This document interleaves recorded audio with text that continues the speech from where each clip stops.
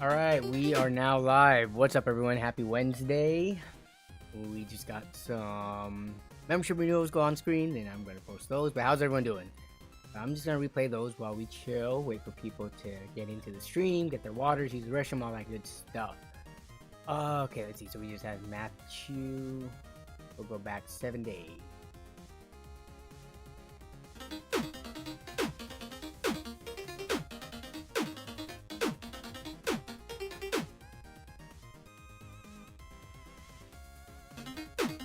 All right. So first up, we have Craig Lilly, of course, with the first message of the pre-stream. What's up, Craig? Got Stang 2007 as always. Got Jason, who loves leaky graphics cards. We got Kevin No, Cookie Crumbs. Got Monster. What's up? What's up? Scooter U. We got Kale130 as always. Donut Farmer. A lot of the usuals. Good to see y'all back. FG204. Got Kenny's Computers. And Ransack. Let's see. Any Brayden. What's up? What's up? Got Extreme Zone, of course, as always, every single week. What's up? Hey Firestorm. Hey HH257. Okay, so we're trying to chill for a bit, let these notifications go off.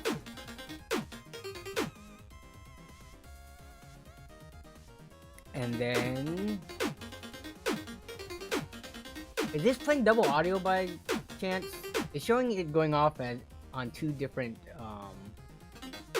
volume levels on my OBS. So if it's not doubling because it's perfectly in sync, then it's fine. Perfect. All right. Yeah, because it's playing the desktop audio and then it's playing the alert audio, and both have like indicators that the audio is going.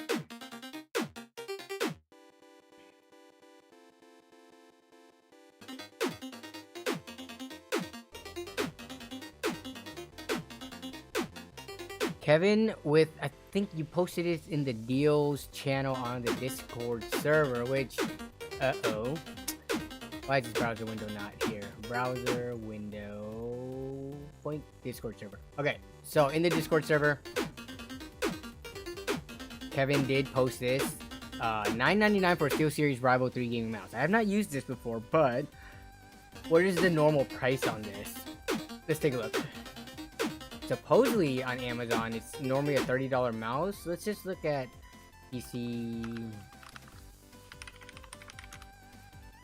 Okay, then SteelSeries Rival 3. Are they gonna have this on here? No, they don't. Let's see if they have this on Vetted. Yeah, but $10 for a mouse is pretty dang cheap, especially for one that's not from like a generic, Amazon company. But let's see, Vetted. Is it Vetted? .ai. If it's very close in sync, okay, perfect. Next time I'm gonna just disable the desktop audio while they play, if that's the case. But okay, let's see. So we're gonna look up SteelSeries Rival 3. In terms of price history, love you. Have a good nap. So used is usually under $20. Let me zoom in a bit so you guys can see. But in the last couple of months, it's gone on sale. What the heck? Why is used $32? Amazon has had it for $14 for a while, which is about half price. So, I mean, $10 is even a discount from that. So this seems like an all-time low at being at $10 right now. Everything else has always been above that. Make sure that you also aren't viewing. Who's viewing the stream through Discord?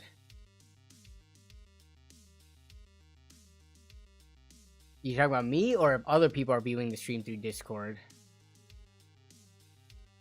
Oh, if you're viewing it through Discord, I guess if you were only viewing it on Discord as a viewer, how would there be double audio?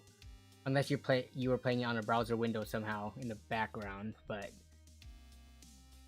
Huh.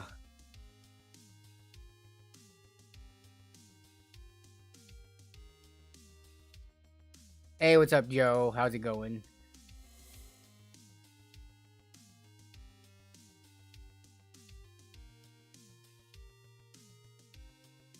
Just don't hit play on the Discord window at all at any point. Okay, got it. Got it.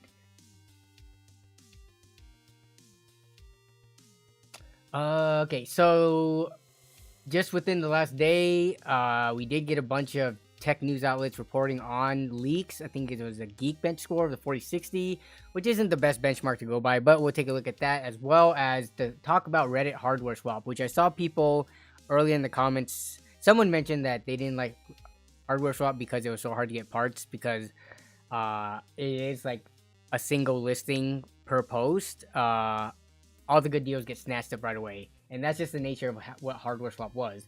But hardware swap was more usable or more useful than that. You could post that you're interested in something, and people can come to you and say, "Hey, I have this," and then you can negotiate a price that way. So, kind of, we'll read through what's going on with the Reddit hardware swap stuff, and then we'll talk about that as well. Give a few more minutes for people to get in the stream, and also. Never mind. I'm gonna announce it later, but it's about next week's stream. I'm gonna have to move the day till Thursday of next week, and it's gonna be a pretty big and fun stream. So I'll just say that now, but I'll give more details later.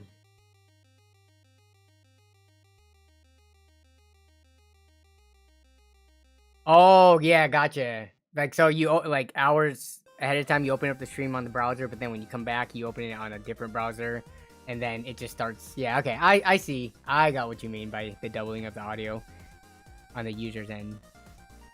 Sadri says, "Have you?" Yeah, so we talked a little bit about the 5600 X3D last week. Someone else brought it up. Yeah, that I think that could be a very good option for people who don't have enough money to make a full platform upgrade and still want to like get the most out of the life of their current AM4 plus or AM4 motherboards. And it'd be a good option, especially if they're on like, you know, second gen Ryzen or something like that. Even like if they have something like a 3600, 5600 X3D should be a good performance uplift. So it all depends on the pricing and what the actual performance is looking like. I have not seen any like performance or any leaks of it though. So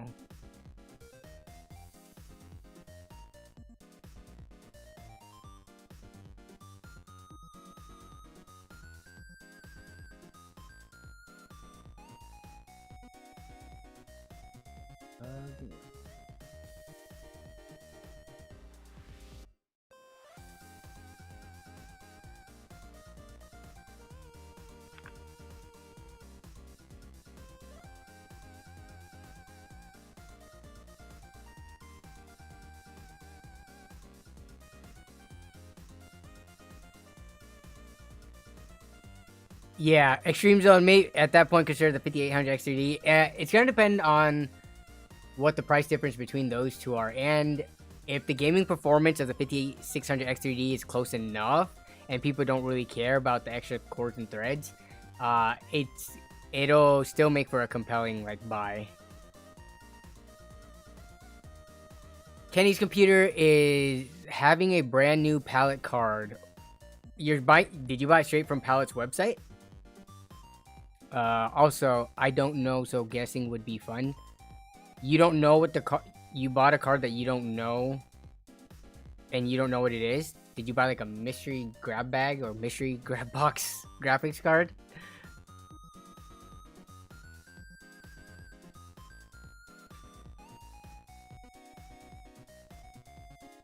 You bought it and you believe it's a 40 series, so you bought you bought a graphics card. How much did you pay?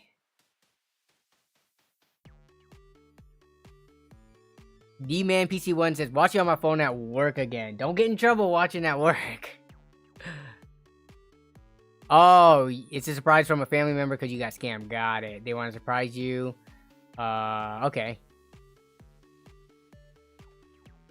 Interesting that your uncle bought it from Palette and not like Amazon or Newegg or something like that. I wonder what the reasoning is behind that. What do I do if I'm considering buying a 2TB, a second 2TB NVMe, but realizing my mobile only came with one M.2 screw? So yeah, that's kind of the annoying thing that I've come across too, especially sometimes buying used motherboards, where using motherboards come with all the screws you need for your like M.2 standoff slots. But if the seller didn't put the screw in and then they sell you a system or they sell you the motherboard and they don't include all the accessories in the box, motherboard standoff screws are some of the most ridiculously priced items. So let me see. So M.2 screw motherboard. So we looked this up on eBay. So here's a set of 3, but I'm assuming most of the motherboards you don't really remove these standoff. It's mostly the screws that people are interested in. And $6, which I know it doesn't sound like a lot, but just imagine like how much metal or like material this actually is. This is not much at all. But let's see if we can just find the screw for it. Here's 2 of them, but you should note that make sure you get the right screw size if you were to buy these, because I've come across M.2 standoffs that have 2 different thread sizes and 2 different diameters. So you need to make sure you buy the right one.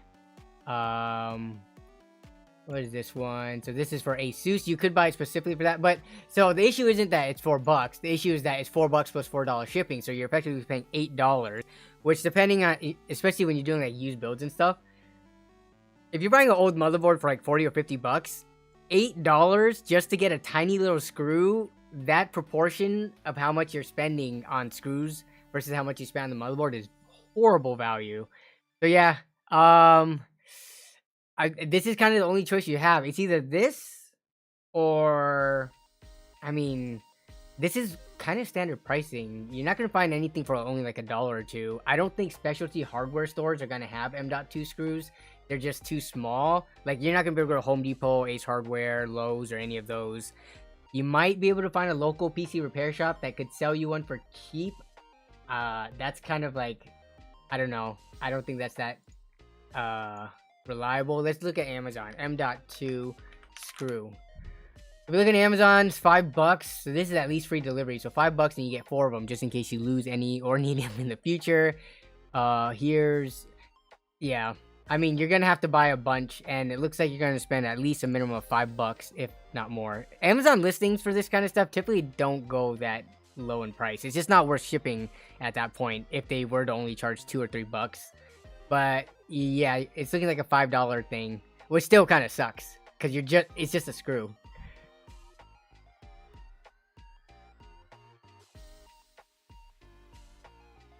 Brad Robot says tape.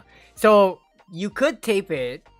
The only thing about tape is that, especially with the PC heating up and stuff, if you were to try to tape it down, unless you tape the drive onto the board and not onto the standoff, because the standoff has a small surface area, right? But the issue is, as your PC heats up and cools down for, you know, when you cycle it on and turn it off and stuff, the adhesive on the tape might not last, and then all of a sudden your SSD might fling open from its closed position. So something that I would rather do instead of tape would be either like a rubber band or like a spring or something that hooks onto it so that it is more reliable than sticky adhesive, which will give over time.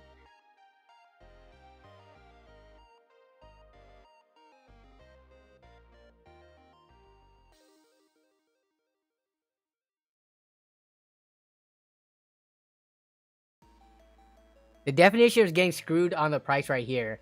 So yeah, I mean, for something like this, I would be happy to buy it because I come across this situation like quite a bit. So for me, 8 screws divided by $5, that's, you know, almost 50 cents per screw. So that's not a bad price at all. But for anyone else who only really needs 1 screw, it's kind of poor value if you're just going to have 7 screws left over with nothing to do with it. So, yeah, it is what it is. No clue why the mobile would only have 1 screw if there's 2 slots. No. So, wait, is this your own personal system that you built and have the original box for? Normally, both screws are included in the motherboard box. It's just that if you bought it from a system integrator or for someone else, they might not have put it onto the board, or they might have kept the screw for themselves, so that they could use it for the future. So, NVMe SSD should come with 2 screws and washers. That's actually an interesting opinion. I'm not sure if that should be on the SSD manufacturer who to do that. So,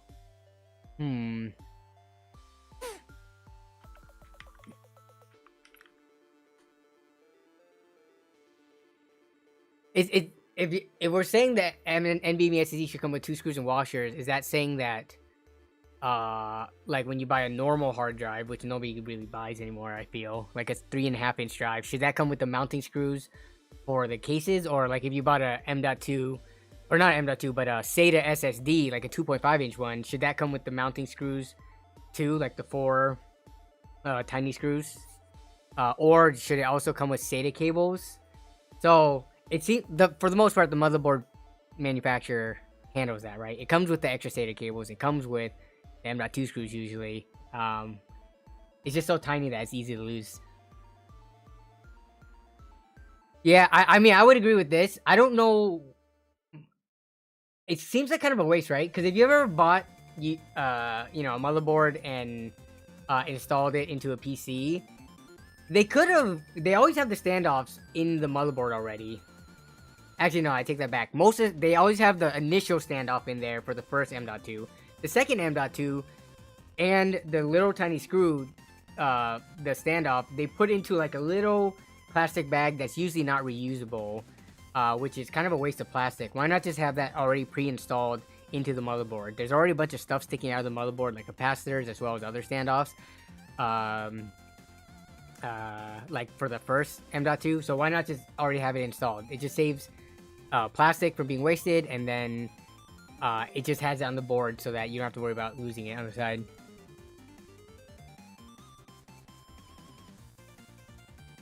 Most of the baggies I see tend to be resealable. I think for me, I've seen it half and half.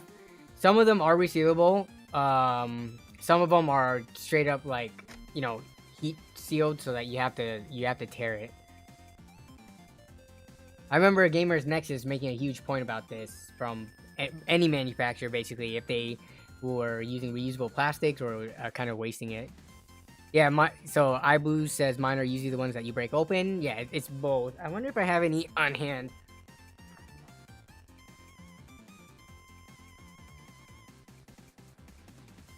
I mean, yeah.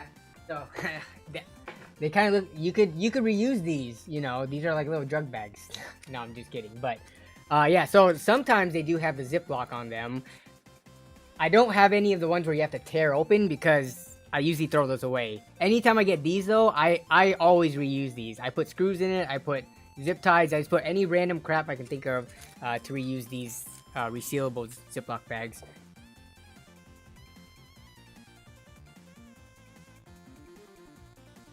Yeah, they are very tiny to lose. Exactly.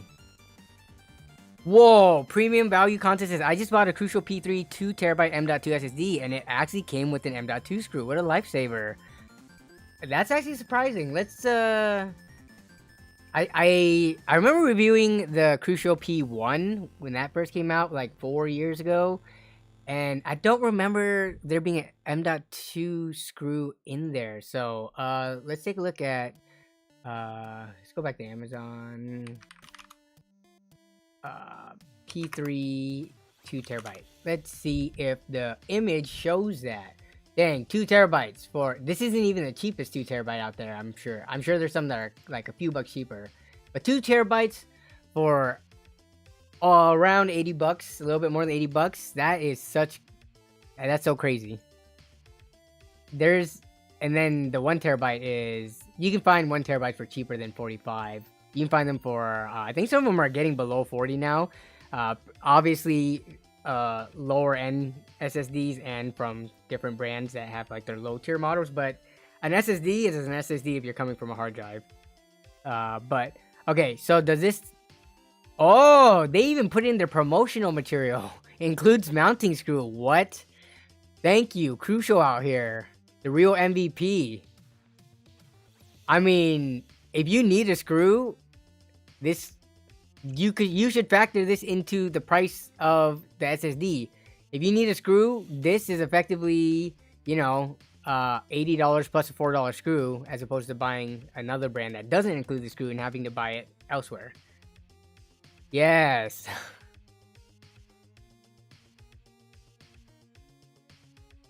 Ransack asked Jason Whitmer, how's the Ally treating you? And Jason says it's okay, just testing it to do a full review.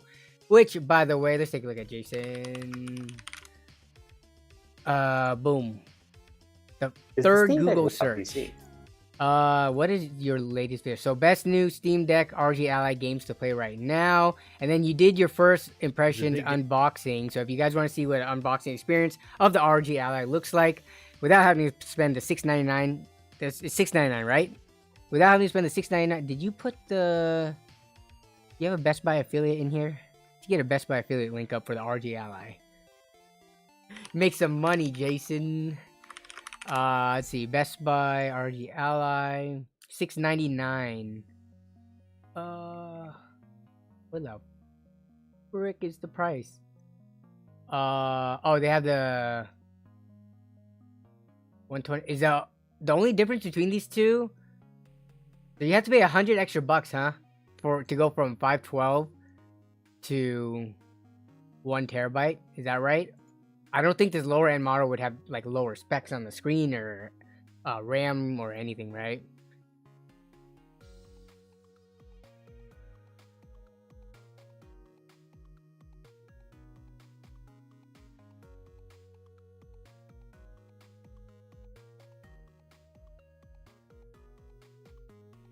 The cheaper one is a worse CPU? Whoa, wait, was that Z1 Extreme? Oh, okay, so the Z1 Extreme versus non-Extreme. Interesting. I would be very curious to see direct side-by-side performance between the two processors. Just because, I mean, because it is an APU, is the integrated graphics also affected, or is it just the CPU side of it that is less? Because if the integrated graphics is the same between the two, I would imagine like that shouldn't. I wouldn't think that would make a difference, because this is going to be the APU bottleneck anyway, and not like the CPU core side. But yeah, that's interesting. I need to look into this more, because I wasn't even aware of this, because I don't follow handheld stuff that well. But yeah, if you guys are interested in handheld stuff and PC stuff too, when was the last time Jason made a PC video? It wasn't too long ago. Yeah, Jason just did a PC video in a case that I'm going to be building in soon. At that same price, 400 bucks basically, the white DIY PC case. But yeah, PC and handheld PC gaming content, go check out Jason's stuff.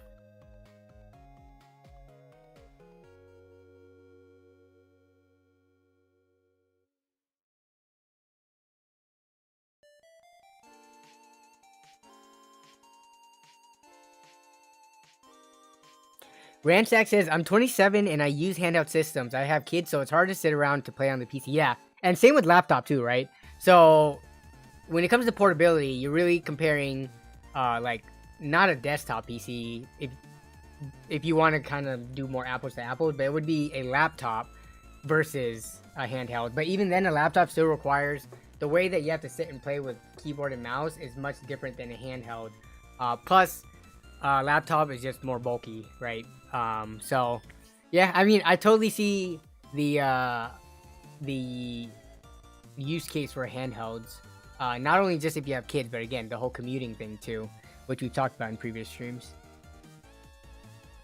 All right, let's get into the main topics of today's stream. I didn't realize somehow we were talking about stuff and going almost a half hour in the stream already.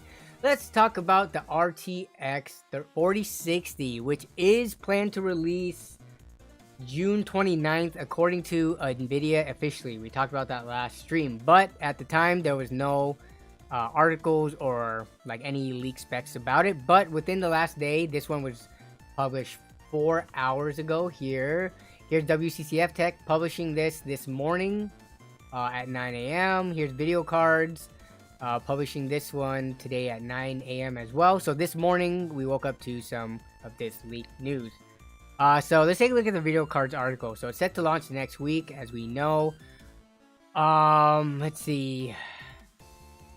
They're shipping review samples to the media and influencers. This means the first benchmarks are... Yeah, so this is the thing about... this is why the leaks happen and NVIDIA kind of can't do anything to control it, right? So there are a lot of benchmarks out there where as soon as you do the benchmark, the data gets sent to just the, whatever websites or servers of whatever that benchmark is. Geekbench being one of them. If you ever seen the Puget Systems, Adobe Premiere Pro, Photoshop, After Effects benchmark, they also require you to submit it. I guess you could... I don't know if you can circumvent it. I think with Puget benchmark, I'm not sure if you can run the benchmark if you're offline. With Geekbench, I'm not sure if you can run the benchmark offline so that you can get results without it being submitted to the internet. But same thing with 3D Mark. I think 3D Mark...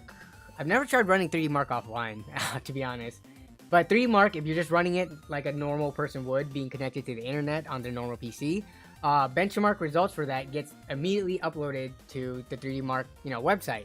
So that's how these leaks are coming about. And according to BenchLeaks, which I'm not gonna lean too heavily on these 4060 results because this is just one benchmark and it's not even a game. It's a synthetic benchmark.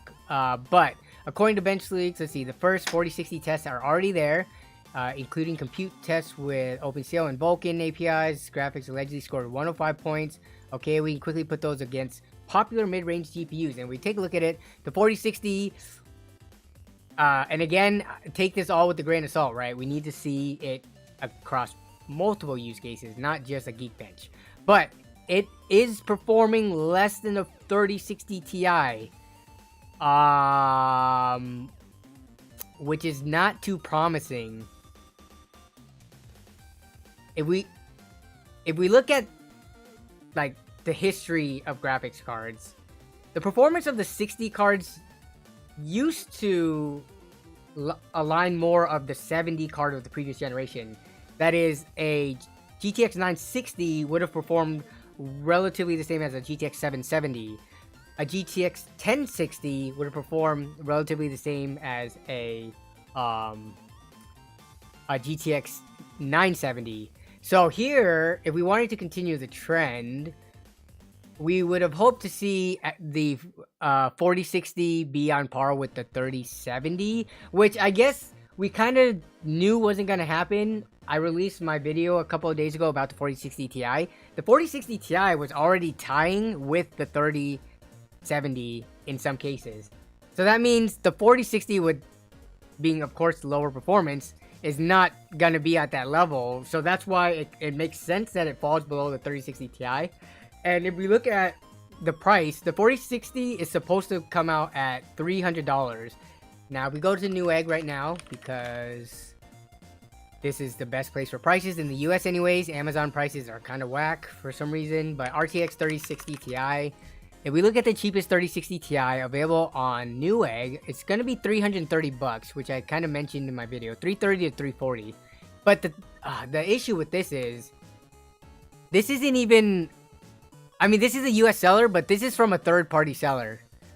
They also have used ones, I guess, for $280, but like the first Newegg card sold and shipped by Newegg is $350.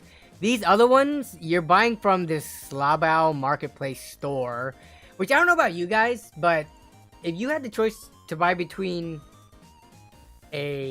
officially directly from Newegg versus from a third-party seller selling on Newegg, which one would you guys pick?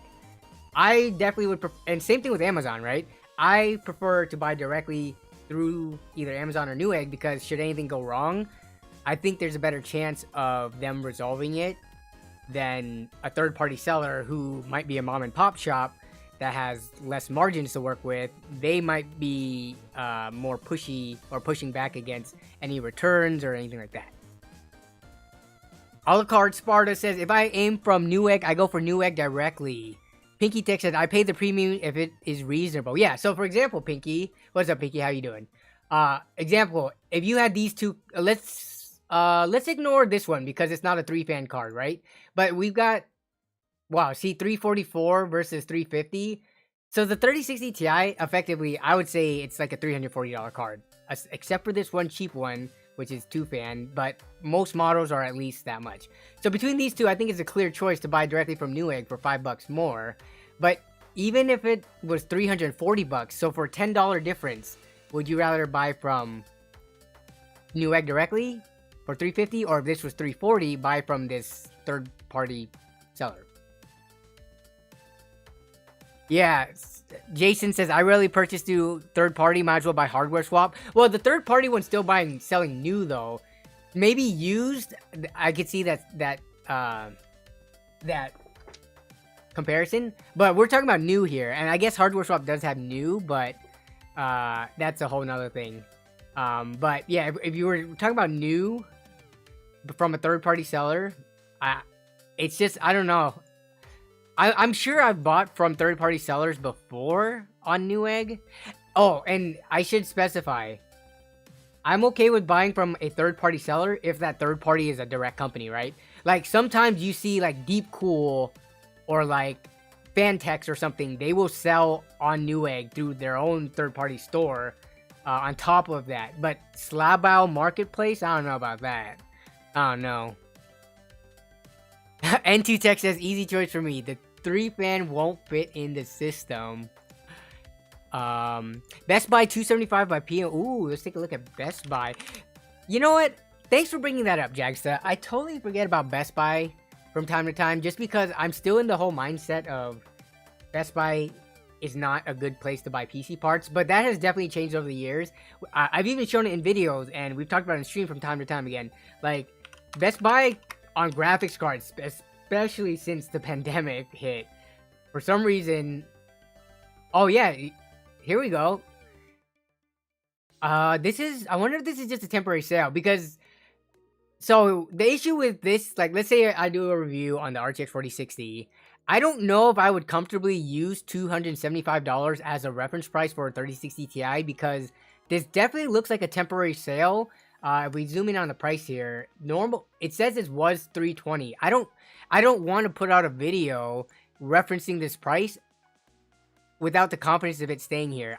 I have a feeling it's gonna go back up to $320 by next week. And if you look at the next following card, the next cheapest one is $350. So this is a good price if you're looking for a 3060 Ti or something in that performance range. I mean, you might as well get this right now.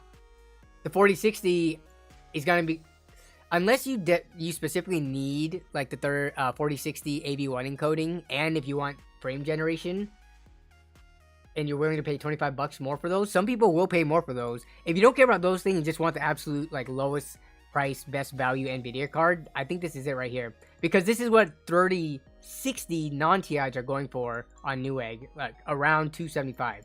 That's what they got their price slash to. So yeah. Yeah, Best Buy was selling the 13100F. Yeah. I did not get in on one of those. I totally should have.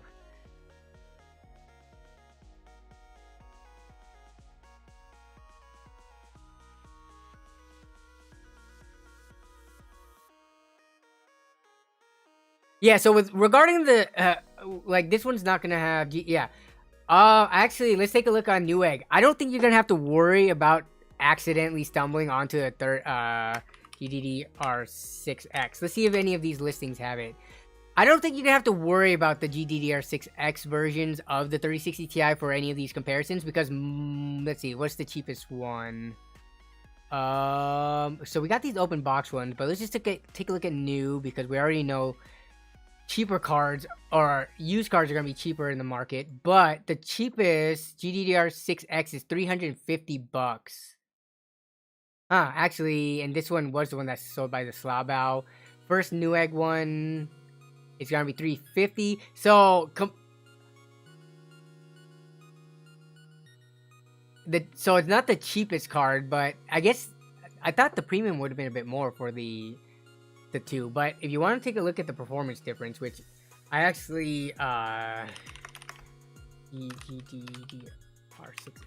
versus GDDR6, we can take a look at the side-by-side performance difference. I feel like a lot of the times people make a big deal about some of these other specs, and the performance difference isn't even that big. like not just like the faster memory in this case, but sometimes between, let's say, like the amount of VRAM, which again we are starting to see games encroach on that 8 gigabytes, but they're in the past it wasn't as big of a deal until some of these newer games with these crazy textures came out. But let's take a look at the performance difference between GDDR6 versus GDDR6X, right? So if we take a look here, so we're like, what is this, on ultra, basically ultra high settings. Here's Red Dead Redemption. Between the two, we're looking at a, what is that? That is that's like a 3% difference, 2 FPS on 66. 1/3, yeah, it's like a 3% difference in performance there. Let's take a look at Hogwarts Legacy. 40 to 43. So 3 on 40, that's a little bit less than 10%. If it was a 4 FPS difference, that would be a 10% difference. But this is also the issue with some of these games is that the lower your FPS is, the less fidelity you have. Let's look at Cyberpunk. 43 versus 46, so we're looking at like less than a 5% difference here in performance. Last of Us Part 1, we're at 52 versus 55. Again, so it's a 3 FPS on that. That's like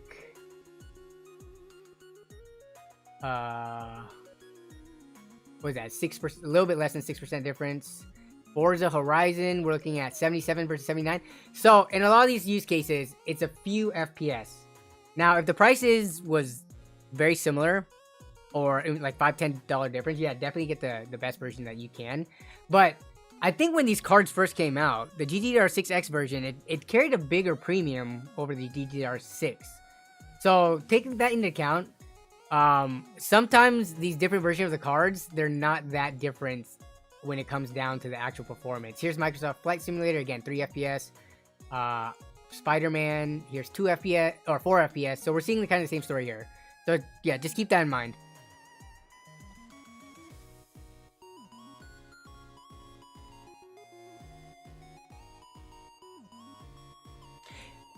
So the 3060 Ti tends to be better for smaller size cases.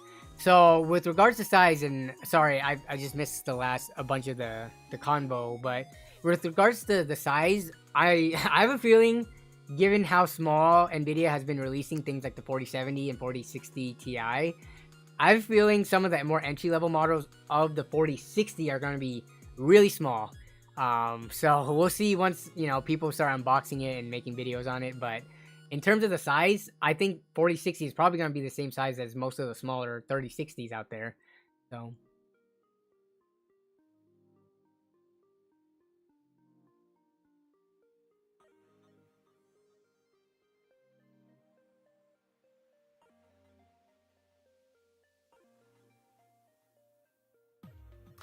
Alucard also says, if I'm buying Newegg, I'm not ordering open box. Those worry me, dude.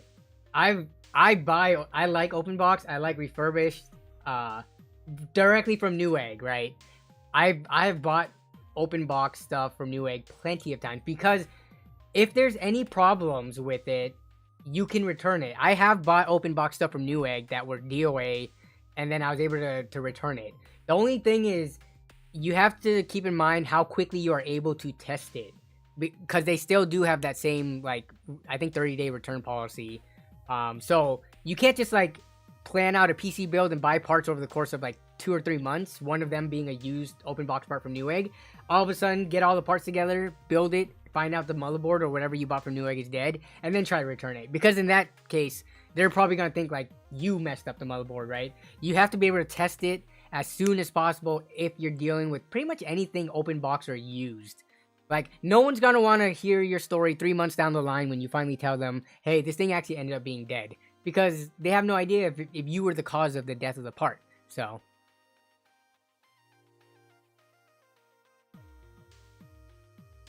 Shane Eslick said that he would rather buy the 3060 Ti. No frame gen games and no need for encoding, just want better raster. But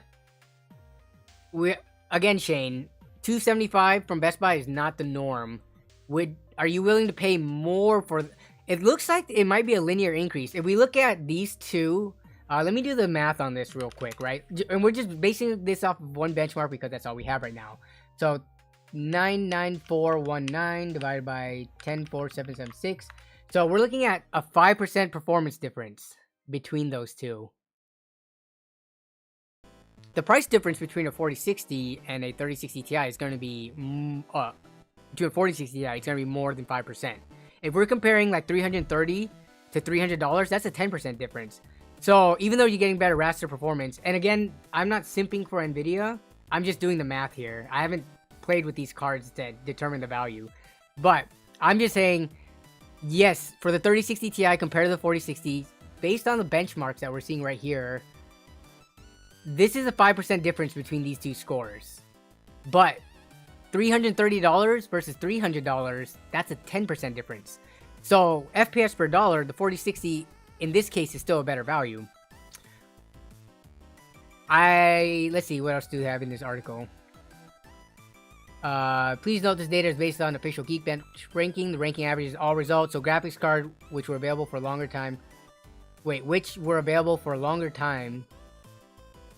Oh, we'll have more accurate data. Okay, yeah. So they're just saying, I mean, only a handful of reviewers have submitted scores, and I don't even test Geekbench. I don't have one in hand right now. I have not tested or anything, but I'm just saying, like, I normally don't test Geekbench. So the Geekbench rankings, there's only like a handful of cards there, so it's, again, yeah, it might not be super accurate. Based on this data, one can see that RTX 4060 is, what the heck? Oh, it's because they're doing the OpenCL versus Vulkan API, yeah.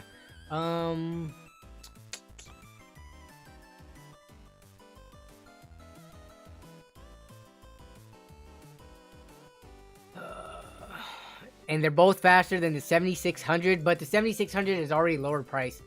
Even though the 7600 is a lower price than the 4060 by 25 bucks, or is it 20 bucks? 7600, let's see what we can actually find the price of a 7600 for. They took a price cut right away, but is it actually even reflected? 7600, the cheapest one that we can find is 200. Whoa, what?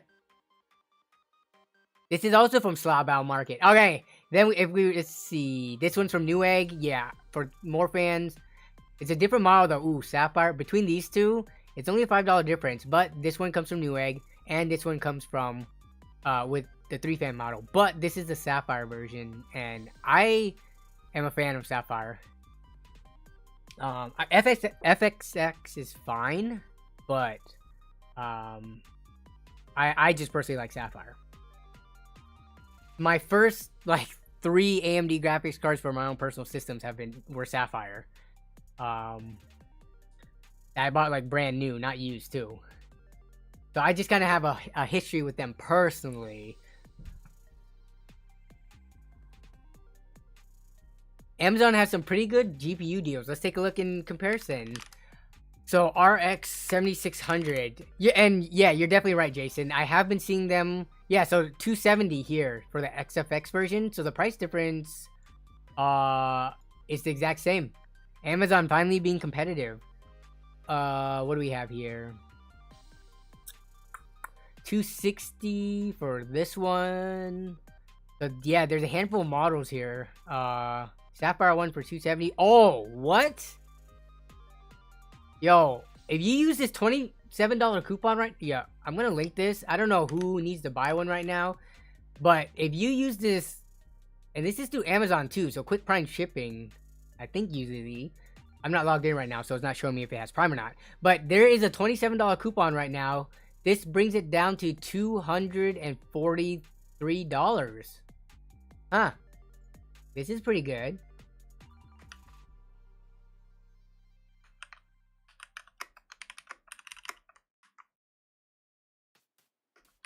Does this one include the game?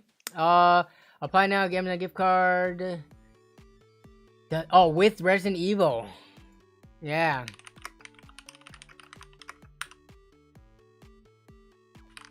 That is kind of good value, isn't it? How long do you think they will keep putting HDMI on graphics, on gamer graphics cards? I think for a while. I mean, do we really need 4 display ports? I think between HD having 4 display ports versus 1 HDMI and 3 display ports, which is kind of like what we're currently seeing, the use case of having that 1 HDMI there is much higher than 4 people who need to run 4 high refresh rate, high super 4K monitors on a single card, especially for lower end cards like this, right?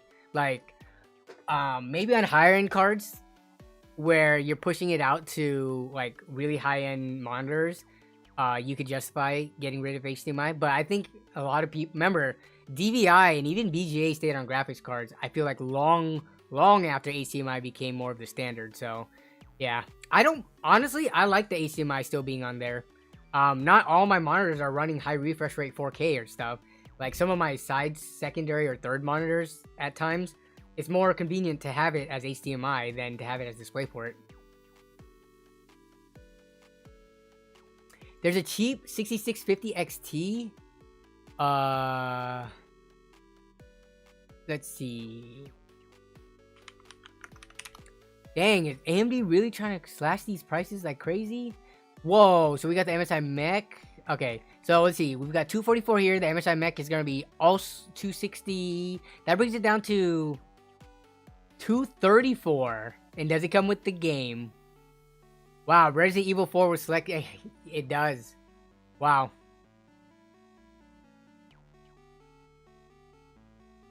Shane Netflix says, I only have 1 DisplayPort monitor. Others are HDMI and DVI. Yes. I mean, there are still a bunch of monitors out there, especially in the used market, and people don't always update their monitor. A person who buys a monitor could easily use it for like 5, 6, 7 years. So if you think about that time, like 6, 7 years ago, budget monitors probably didn't have a DisplayPort on them.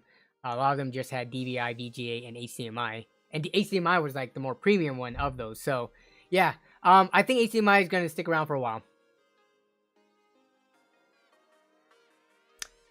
So for this right here though, this works out to $234 before tax with this coupon.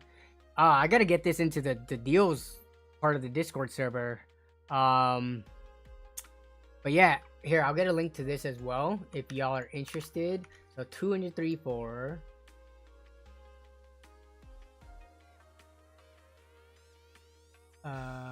Let's see. $234 6650 XT with Resident Evil 4. Let me get this into the description as well.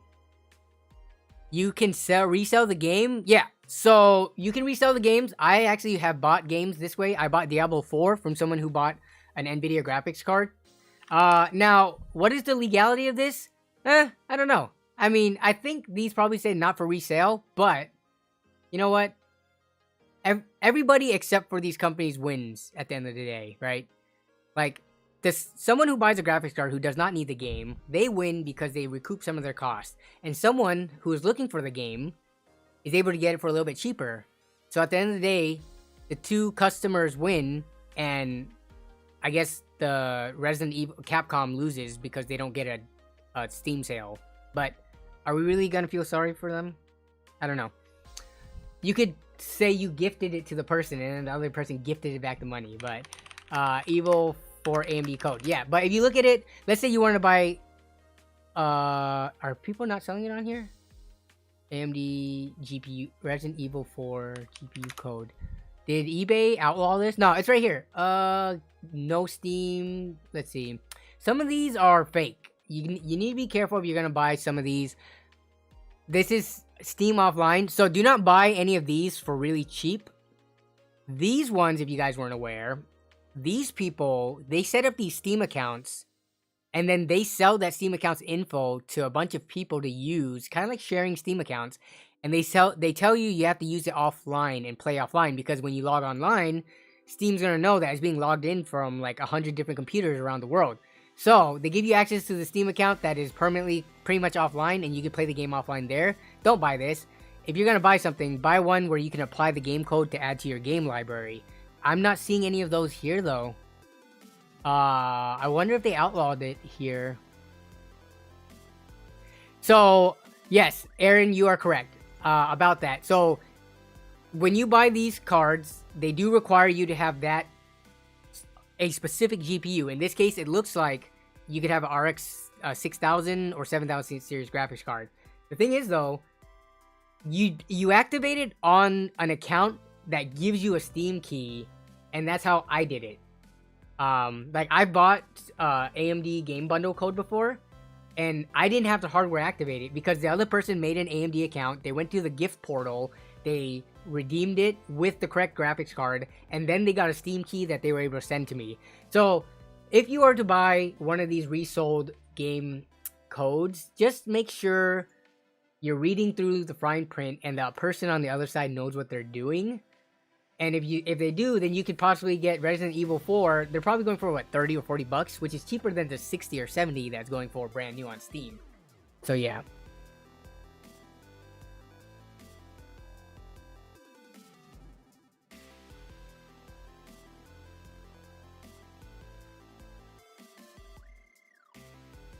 Have they changed it? Oh, so I know Nvidia. So the annoying thing is, so Nvidia for Diablo 4, that one required me to log into my GeForce Experience. They're really trying to get people to get on GeForce Experience. The redemption window for Diablo 4, the Nvidia promo, you had to get GeForce Experience, which I never used, so I had to install that crap. And then I had to go to the portal to redeem it where it scanned for my graphics card. AMD, to my knowledge, was not doing that, but if they changed it recently, definitely read the fine print and don't send money to someone who just is not going to be able to get you your card because you don't have the right one. Yeah, you can't see the CD key till it's activated in your account. Interesting, okay. Well, if that's the case, then selling these promo game codes might be a thing of the past. Okay, let me see. 1 second.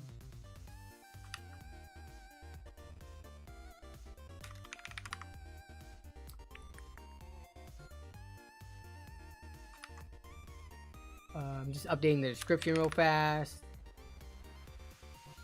Okay.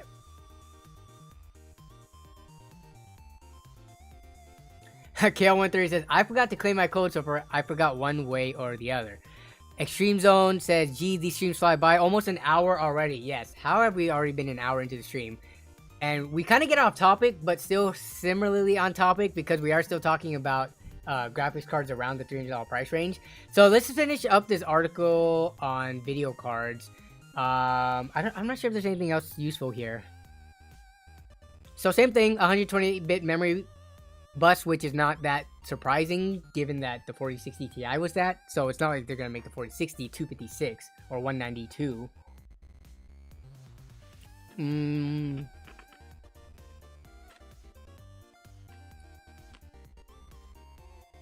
PCI Express 4.0 limited to 8 lanes. So this is this should be interesting if you wanted to test this on like older hardware that are still on PCI Express 3. Okay, let's see. $299 price tag. That's everything we know about it. So yeah, that is the 4060. I mean, for any of you who saw my most recent review of the 4060 Ti, do you think I was being fair? And compared to other reviewers, do you think I was as hard on Nvidia or not hard enough? Or what were your thoughts on my assessment of the 4060 Ti? Just a reminder, basically I said there was more value to be got elsewhere, though there are certain subset of users who will find more value out of the 4060 Ti, specifically content creators, and then I guess frame generation chasers. Braden Hardman says, will you do a build? You know what's funny, Jason? Somehow that worked because that video actually popped off on that first couple of days. Like, the performance is doing way better than anything else I recently put out. But that obviously I had to do it like that for the click-worthiness. You gotta watch the video to see my thoughts on it. Kevin says I was not hard enough on the 4060 Ti. Better, yeah. So that's better to buy that 275 3060 Ti on sale. Well, so in that video, I did not use a $275 3060 Ti as a price reference because I don't think that deal was up at the time. But also, again, I think that is very temporary. I think the price for reference I used was 330 or 340 bucks. And at that case, you definitely, I don't think the 3060 Ti is as warranted. Yeah, unfortunately, Negativity does sell very well, which is, I'm starting to see why, like, Gamers Nexus and Hardware Unboxed, I feel like they've been, I mean, they're still completely honest in their reviews, right?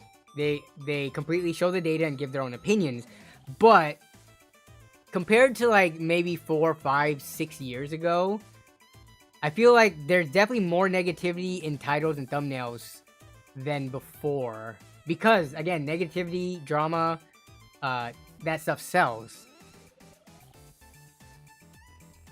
You should find something to constantly complain about, like VRAM or cooling. Make it your thing to hate like them. I mean, I'm pretty sure there are points that I constantly bring up anyways in my videos or in these live streams. That there's already something that I've become known, like, for. And it's not AMD shilling, but... we just have to think hard about what it is. Yeah, exactly, Pinky. If you get It's Okay, I guess, from Gamers Nexus or Hardware Unboxed, that's a win. And if you get a, wow, this is really good, then you're basically going to have everything fly off the shelves because, you know. Negativity about an anti-consumer market seems warranted to me. Yeah. I mean, we all win from pushback to, like, the manufacturers and the sellers, right?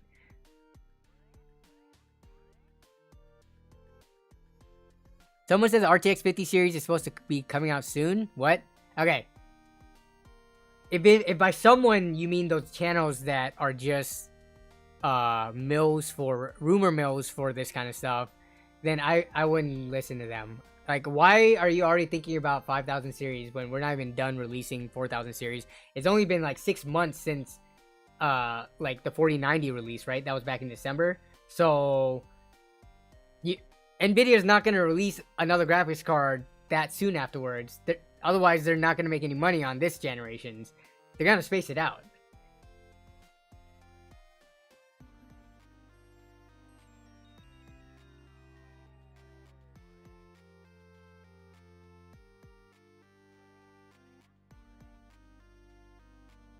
Did you see the LTT video telling people to look at buying secondhand GPUs? Was that recently or is that one in the past? Let's see. LTT, Linus, used GPU. Let's see if I can find it. You should buy used GPUs. Testing mining cards, okay, that was 4 months ago. Is this the one that you're talking about? I think I've seen this one. Unless there's another one you're referring to, but oh, it was recent? Huh. Yesterday. Oh, only you could fix. Wow, man, Linus puts out so much stuff where I could find a video about that topic and then find one not too long after the other one. Well, I guess 4 months, but still. Hey, let's look at what is the Linus thumbnail strategy right now? The Linus thumbnail strategy is definitely green screen where he changes the background to a very bright, vibrant color. Okay.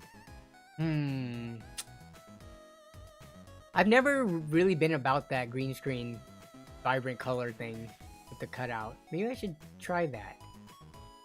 But only you can fix GPU pricing, okay? Currently good value option, so yeah, they talk about what is well worth it. Okay, yep, and they talk about lack of frame gen, but you can get it for 400 bucks. So for 400 bucks, you're comparing a 4060 Ti versus a 3080, which of course in raster, 4080 is gonna wax it, right? Okay. Let's see, 30 series cards are probably still under warranty. Yeah, the warranty thing,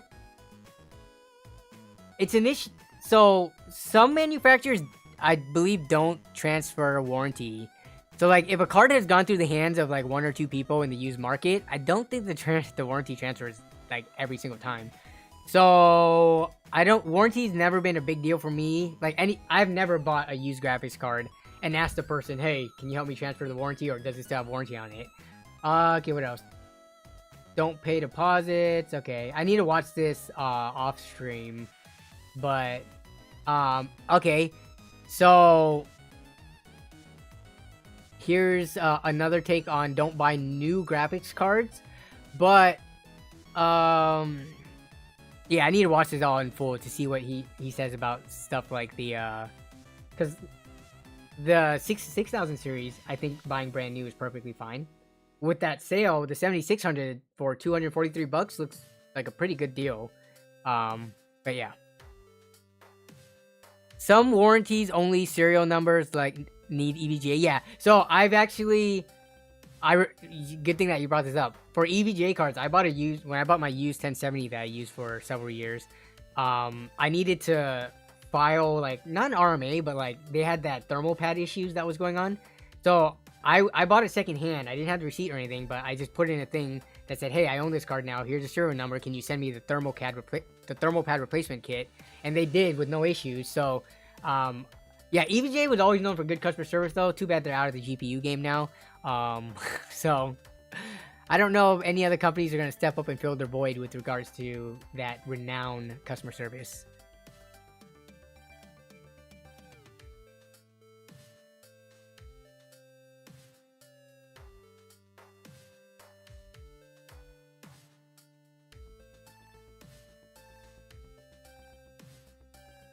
Double-Edged Soul. What did I miss? Recent. Okay, Double-Edged Soul. You said he basically said that you can lie. Oh, are you talking about the warranty? He says to lie about the warranty. Hopefully they start making Intel and AMD GPUs. Oh, you're talking about EVGA. Yeah. If EVGA, I think there's a very small chance of that happening. But we'll see. That's always a possibility. Odin Algeron got an MSI 6900 XT for $400. I want to ask if that was new or used. I mean, that's almost in the ballpark of new. 6900 XTs, if we look right now. Wow, they only had one? I think it's because they've been replaced. So 500 brand new. Let's look at 6950 XT. Because that pretty much replaced the 6900 XT, which is why we don't see it in the shop anymore. Wow, and these ones... Alright, I think I see... Some people have talked about this on Twitter and stuff like that. And maybe in videos, but... AMD might be reactive to what NVIDIA is doing. Such that if NVIDIA keeps releasing cards that are not that great of value, AMD might increase their prices, because they have, for the last, I swear, like year or so, on their 6000 series cards, have been pricing them really low, like $200 for RX 6600 compared to its launch price of what, $330. That is a crazy, insane discount. And if NVIDIA keeps on releasing cards that aren't as good, like competition, there's no reason for AMD to start selling that cheap. So I'm not trying to like fearmonger people into buying cards and stuff right now, but by the end of the release cycles of these more mid and lower entry level cards, we might see AMD's low pricing be a thing in the past. And we're kind of seeing that here in this example, right? Remember when we were looking at 6950 XTs like, I don't know, a month or two ago, and they were priced at $550, $540. Even the 6900 is not even available anymore. There's only open box for $500.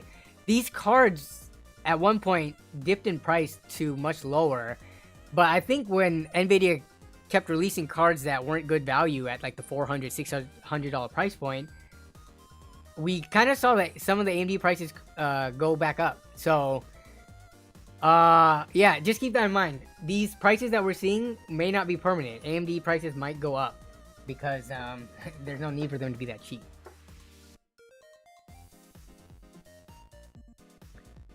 6700 XT is the sweet spot for like 280 to 300 for most gamers. 6700 XT graphics cards. Let's see. Those ones we were seeing lowest price. So 6700 XT, you can get open box one for 260, but the newest brand new one that you can get is the 310 bucks right here for the Challenger version. Let's see the 6750 XT. Yeah, so if you wanted to get that much lower, you'd have to go use. But yeah, $300 is pretty realistic as of right now. Here's a 10% off code, 10% off with the firm. Okay, this one comes with Resident Evil 4, so that could offset the price with the rebate too.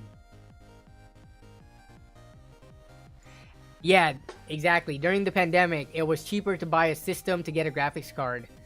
Not cheaper than the sole graphics card alone, but it was cheaper than building your own. Because people who were able to get their hands on the graphics cards leveraged that fact and put it into builds and priced them above all the part prices, but still below what the ridiculous prices were to get scalped cards.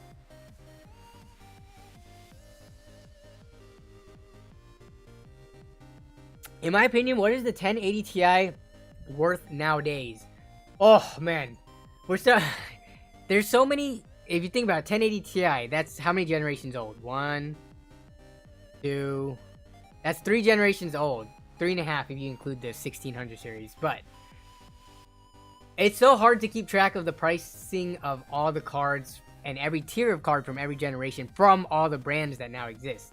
I guess Intel's only one generation in, so that's not too much. But both AMD and NVIDIA have so many cards now that still are what is considered relevant, right? You can still use it for gaming, even though it's like 7 years old.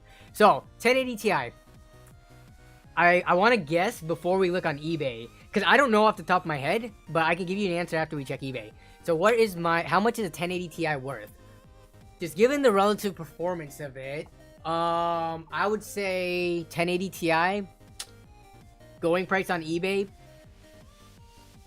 180 bucks, 180 to 200. But this is starting to get into the obscure range for me, where if I don't actively look it up, I'm not gonna know. So GTX 1080 Ti. Okay, lowest price, buy it now, because that's how we do. These are broken. Stop showing me broken cards. These are all broken. That's why they're so cheap. Parts only. Okay, let me look at used, seller refurbish, open box. We can do new too, but there's not gonna be any new ones that cheap. We are looking at, okay, this is just the radiator and cooler, so that doesn't count. 180 bucks right here. 165 plus 15 shipping, so that's 190. Okay, so I was in the right ballpark. Now, so what are you asking? How much is that worth nowadays? The big question is, Spartacus, are you buying or selling? Shane Eslick says it's 350 AUD on eBay. What is that? So 350 AUD to USD. We're looking at, ooh, 240 bucks. Yeah, that's kind of pricey, but that's what you get outside of the United States, unfortunately. So you're buying. If you are buying, I would say, can you check locally to you? So if we go to OfferUp, and the thing about OfferUp is like, and local stuff, you would think local it should be cheaper because they don't have to deal with shipping, they don't have to deal with paying fees, they don't have to deal with taxes. So it should be cheaper. But because the pool of people selling is smaller on OfferUp than it is on eBay, like local to you, that means you get some people who are just completely out of touch and don't realize how much their parts are actually used. So if I were to look, it doesn't look like I have any, actually just look in my local area. Okay, just local only. How much are people selling GTX 1080 Ti's for in my area? A lot of people selling builds with them in it. Oh my god, $1,500, $1,400 builds. 200, that's an eBay listing. Wow, see, this is what I'm talking about. When was this listing put up? This was 19 days ago. Someone's trying to get, I guess this is a Founders Edition. Yes, it is a little bit rarer, but no, who the heck is paying $350 for this? Where are the more reasonable? This one is 250 bucks. 4 months ago, that might be a little out of date. Where's the most recent?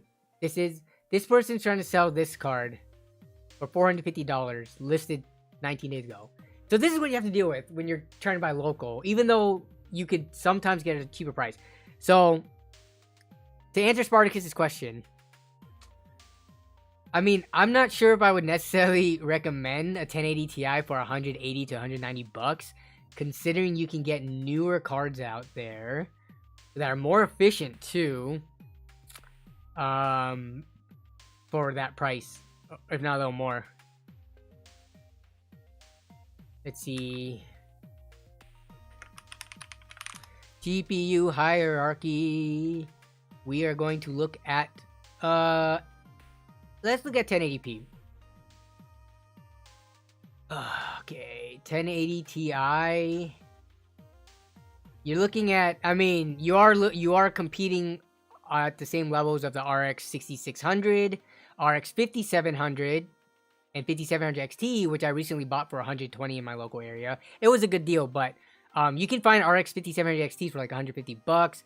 Looking across here, we have 3060s, which in the used market are probably around 200 bucks. So yeah. It's, I mean, you gotta, when you start getting really old cards, you have to consider more than just pure performance. And power efficiency is kind of more important because we're getting more efficient, at least in the mid to like lower range. I guess in the upper tier, they're getting like not less power efficient, but more power hungry. But they deliver more power too, right? Or more capability. Yeah, between a 3060 and a 1080 Ti, I'm gonna go with the 3060.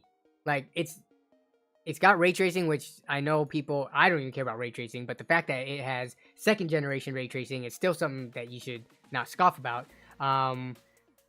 And it's gonna be more efficient. Yeah, there's, in terms of the life, 3060s have been around for less time than 1080 Ti's. So just in terms of how much life is left in the card, like before caps and stuff start failing, the 3060 is much newer. So yeah. Oh yeah, there's DLSS as well. I don't know how many people like turn on DLSS if they have a capable card, but it's there in case you need it, especially in the future as games become more demanding and the current card you have becomes less capable. All those features, which I personally don't care about right now, it actually might change the conversation years down the road. 6600 versus 1080 Ti, how much are those? Oh man, 6600s have been dirt cheap for the longest time. I mean, 200 bucks, right? Unless they went up in price due to what I was just talking about earlier. 6600 open box you can get for 160 bucks, which this is from Newegg. So, I would buy this. But if you want a brand new one, 180 bucks, brand new with this promo code. 200 minus 20, boom, brand new card. Only 8 gigabytes, dude. 8 gigabytes of RAM. What are you doing? Running 1440p or 10K? Or not 10K, 4K on a 6600? You have to look at the amount of money you're spending and the performance tier you are in. Then look at the VRAM and say, would that be enough? For a $180 brand new graphics card, I have zero problems with it having 8 gigabytes of VRAM.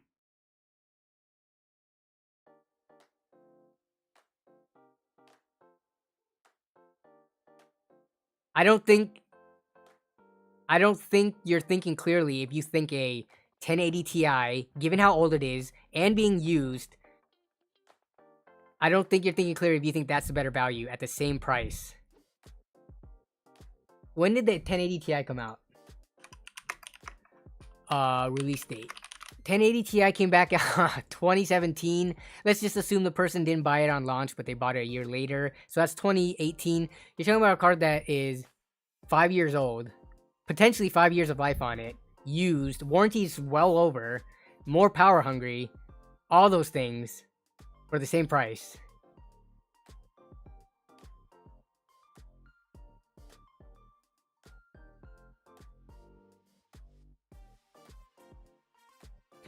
Double Edge Soul said, I just wouldn't buy an 8 GB card. Oh man, I mean, dude, I understand the whole VRAM thing. Yes, Nvidia screwed up by like putting out an 8 GB and 16 GB card. Yes, they screwed up by releasing the 4060 Ti not at 12 or 16 gigs. But when we're going back to a entry, more not entry, but like mid entry level card like a 6600, it was never a problem having 8 GB. When I have a feeling that a lot of people who have VRAM issues have the issue because they watch a lot of Hardware Unboxed and Gamers Nexus content. And I need to go back and watch the 6600 review. And I need to see if, did Hardware Unboxed complain about the 6600 being 8 GB? I feel like they might not have. I have to watch the video again, but if they didn't even complain about it back then I think that's telling you something.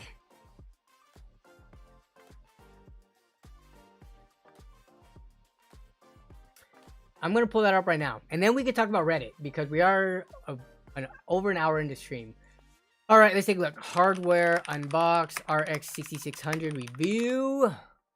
The best / worst GPU you can get. So this was coming up on 2 years ago. Alright, let's talk about VRAM. Final thoughts. Okay. Steve, please do not demonetize my content because I am watching your stuff. I will link your video in the chat in the description. Please, we're just watching this for educational purposes. And I'm going to talk over it, so it's transformative content. RX 6600 review. So please, sir, don't copyright strike me. Okay, let's go. Say how good or bad the RX 6600 is right now, and really that will be determined over the coming weeks based on pricing and availability. Thankfully, I am hearing from retailers that availability will be strong, at least compared to other recently released products, and we should see even more stock than what we saw with the 6600 XT launch, so that's positive. Unfortunately though, cryptocurrency miners now appear to be snapping up Arduino 2 GPUs, and at least locally here in Australia, 6600 XT pricing has shot up from around $700 to $900. And of course, most models are very high, though I do expect that we can never be seen again. In a normal market, there's no denying this product it'd suck, ending in the wrong direction. Cheapest current generation graphics card you can. So if the 6600 is going to be the most that is going to make an ounce of difference for gamers, what's the point, AMD? I guess you're getting a newer feature set with the 6600. Current climate, it really does feel if you don't need to. Okay, where's the VRAM top? The 6600, how about here? 237mm square die, packing 11.1 billion transistors, but of course not all of them are active, as the core configuration has been reduced from 32 compute units to just 28 CUs. And this sees this is 1.25 right now, and it still sounds very fast. 2048 to 1792. The game GPU clock has also been reduced by a fairly substantial 13% from 2359 I'm just waiting for him to get to the memory part. 2044 MHz. Though the boost GPU clock has only seen a 4% reduction. AMD has also decreased memory performance, going with 14 gigabits per second memory, while the same 128-bit wide memory bus has been used. This decrease in memory throughput has dropped the overall bandwidth by 13% to just 224 gigabytes per second, the same memory bandwidth as the 5500 XT, though that particular RDNA part, leaving the RX 6600 with 8 gigabytes of... Oh, there it is. Thankfully, AMD hasn't downgraded the memory capacity, leaving the RX 6600 with 8 gigabytes of memory. However, the decrease in core memory frequency has reduced the board power rating from 160 watts down to 132 watts. And finally, like this... Okay, so yeah, we just saw it right there. Hardware Unboxed, who I think is the reason why a lot of people are bringing up VRAM. They didn't even have an issue when it launched. And of course, Mayor brings up a good point, and I think this is correct. I think it was it Hogwarts, or was it Last of Us, or was it Jedi, or was it whichever new game that came out, AAA title, that was unoptimized, couldn't handle video memory, like below 10 gigabytes or something. Those are what started having issues, so that's why the problem came out. But the funny thing is, The Last of Us put out a patch that fixed the bad performance issues for cards that did not have, 10 to 12 gigabytes of VRAM. So if that's the case, why are we putting so much blame on these graphics card manufacturers when it's clear that on the developers' end of things, they could do software patches that fix their games to not have stuttering issues and things like that? So again, I will always take more VRAM for the same price, or for less, you know, money. I'm not gonna complain about that, but we need to be kind of reasonable and not just raise our pitchforks just because we saw one hardware unbox video and just read the title and don't fully understand like the full situation, especially in this case. And I'm not trying to make too much of a point about it, but like an RX 6600, I don't think there's anything wrong with it having 8 gigabytes of VRAM. If you have problems with it, you might be in the minority because that's a non-issue. $180 for a brand new card, the RX 6600, 8 gigabytes is fine. Do not be scared out of buying it if you're in the market for a card at that price because you see other people complaining about it so much. Cough, Diablo 4, cough about VRAM. Well, no, Diablo 4 has a system memory issue, not a video memory issue.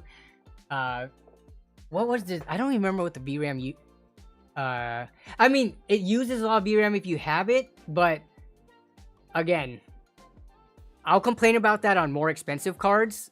For a card that's in this range, I don't think it's a problem. Because remember, from my own benchmarks, Diablo 4 is not like it was running like a stuttery mess. Getting less performance is different than being unplayable, right? So, yeah.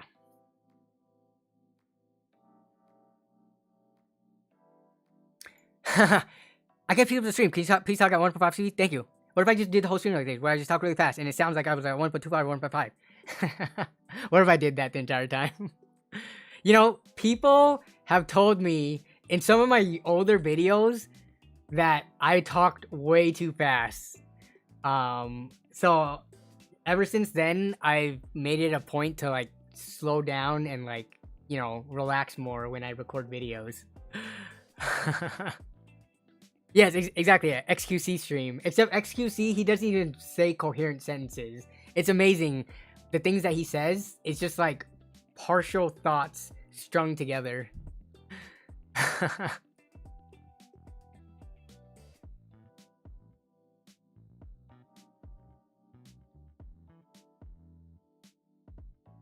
Ooh, new expansion? I don't have any thoughts on that. Let me get to that. Or can you ask that in a little bit? We gotta get to hardware swap because man, an hour and a half almost into stream and we've pretty much I've been talking my head off the entire time because there's been so much to talk about.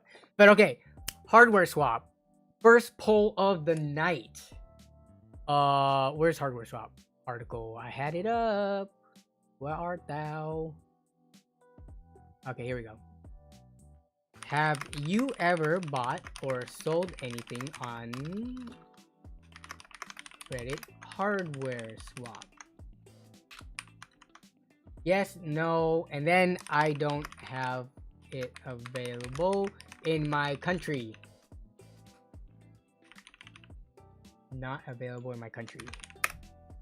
All right, so this is for the people who buy and sell. I guess they sell new. Some people sell new stuff on hardware swap, but for the most part, it is known as like a secondhand trading market, buying and selling market for PC parts. So please vote. I just want to get an idea of what people who has used hardware swap. But if you didn't know, just to give a brief summary of what hardware swap is, it is, and I've been using hardware swap since like 2014 or something, like 9 years now. So it's crazy that this is kind of happening. But the future of hardware swap. To give some context, Reddit, the CEO of Reddit has been doing some pretty crappy, scummy things, wanting, I don't know, actually, I take that back. I'm not going to give my opinion on that because they do need to make money, but they are trying to charge any of the apps that require their API to get data in so that you can have like third-party Reddit viewing apps. They are trying to get them to pay more money, and a lot of these app developers are saying it is way too much and they can't afford it. So what they did was they last week they did a blackout where a lot of subreddits shut themselves down in like protest of what's happening. But since then a lot of these subreddits have come back online. But some of them, like hardware swap, are choosing to move completely away from Reddit. So that's taking it to the extreme. They are basically saying we're done with Reddit because of this. Now, this is crazy to hear about because if you've ever used hardware swap, the hardware swap community is like one of the best places, I would say, to buy and sell used parts. It is a place where people who are like-minded, right, can go and buy and sell things. You're not just buying and selling from a random person on eBay. You know that people who join Reddit hardware swap are, for the most part, PC enthusiasts and love PCs. So I get more comfort from buying someone from like here than say eBay, because I would think that they take care of their stuff more and they actually care about computers. But anyways, even though there are miners on hardware swap sometimes. But anyways, so they're moving from Reddit to a Discord server, which Discord, you know, in recent years has been popping off in terms of being a place where communities can be built. So hardware swap, what were they at before? What is the hardware swap subreddit? Can I see? Don't they show you like the subreddit info? Hardware swap has 372,000 members. There are 500 online now. Interesting. That seems like a low amount. But yeah, over the years they've amassed 372,000 users, and now they're opening up a Discord, which right now has 2,500 registered swappers, 5,400 online users, and just reached 14,000 users. What the heck? So you could be in the Discord without being a registered swapper, but then online users with 14,000 offline. Okay, so that's what those numbers mean.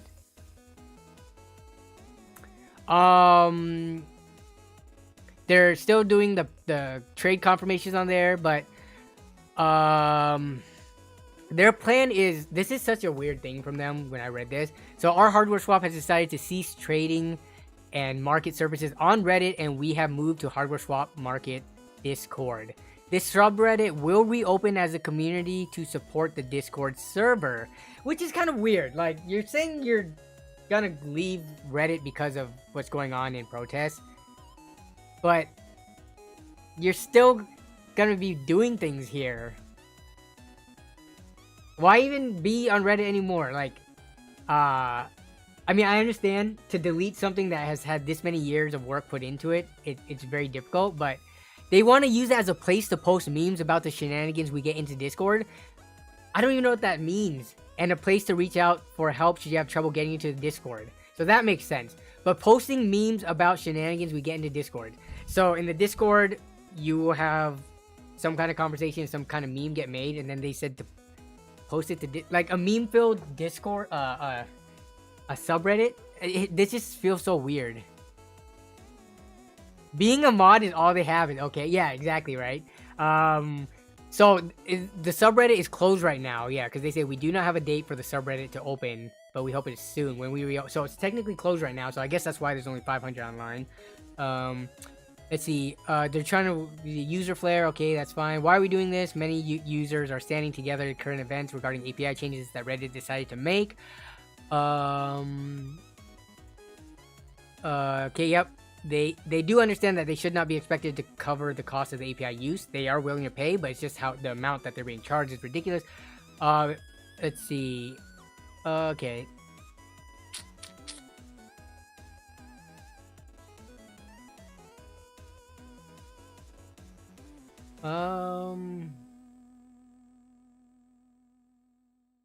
Yeah, here, I'll actually post this if you care to read this. But let's take a look at the poll results so far.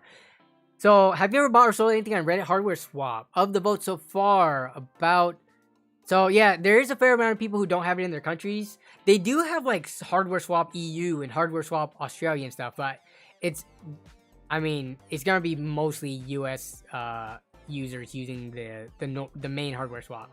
I just think other countries, for whatever reason, their Hardware Swap communities never got built up to be as popular for secondhand trading.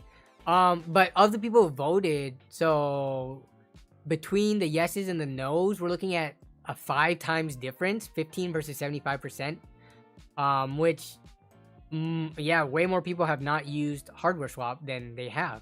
That's, and I'm curious if that's because they are just, you don't want to you buy secondhand parts, or just because you don't want to make another account.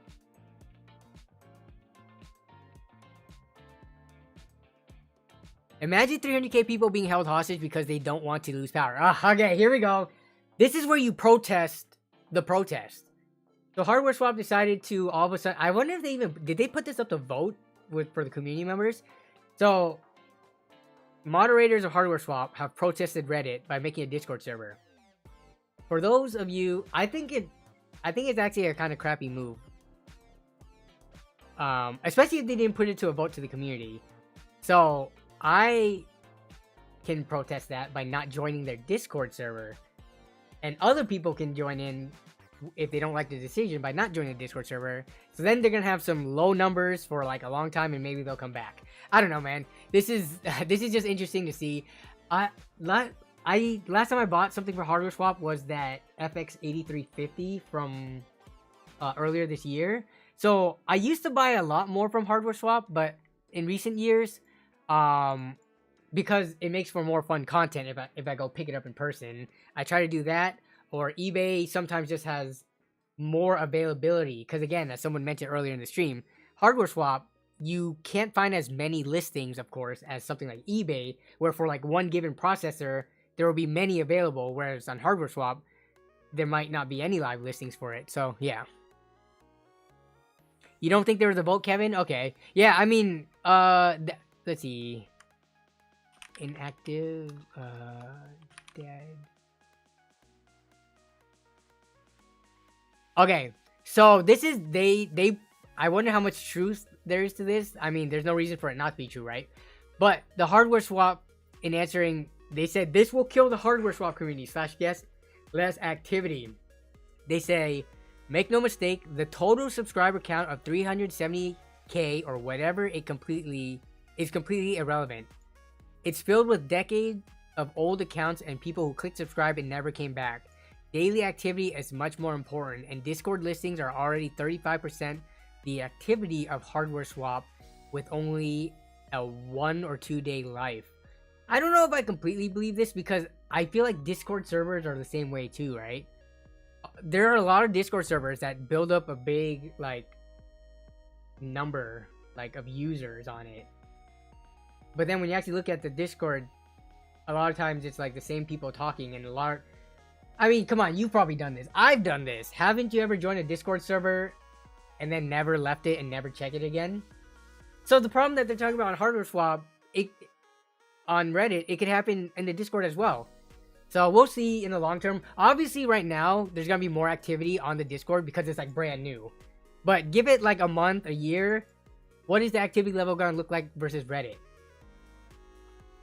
Maybe I need to join the Discord just to see what it looks like, but I feel like Reddit, in terms of searchability and the fact that there's like,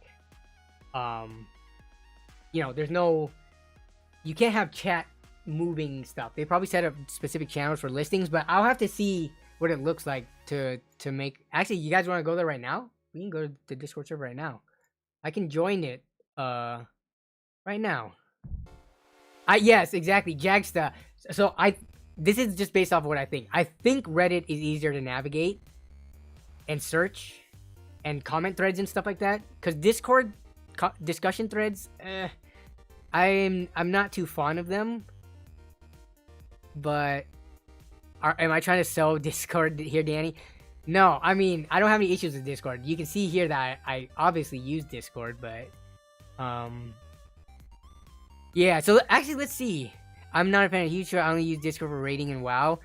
Alright, you know what? How do we get to this? We are going to join and take a look around at the Reddit Hardware Swap Discord server. I need to close some of these windows. I got like a million tabs open from what I was doing earlier. Okay, so we are going to go to the Hardware Discord. Owner Hardware Swap, please reach out. You left your lights on. Okay, why we chose this. Where's the Discord server information? Oh, here it is. They got a custom link and everything. Cool. How do I join the server? Go to the plus down here. Join server. And I will leave if I protest it, but we'll see. What do you want to do? Buy, sell, trade, and chat. Sure, we'll do both. We're doing this live here.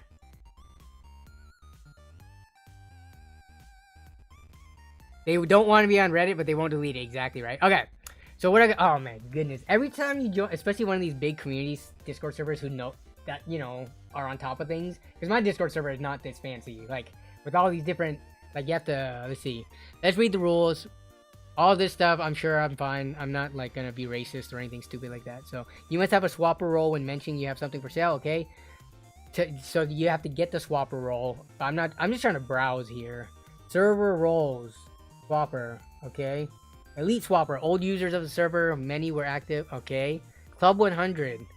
Ah, they have a bunch of different things, which is what the reputation system that they had beforehand was fine. Okay, breaking the rules. Okay, how do I accept? Marketplace rules. New users must read. I mean, if I know what's going on in Hardware Swap Reddit, do I have to read all this?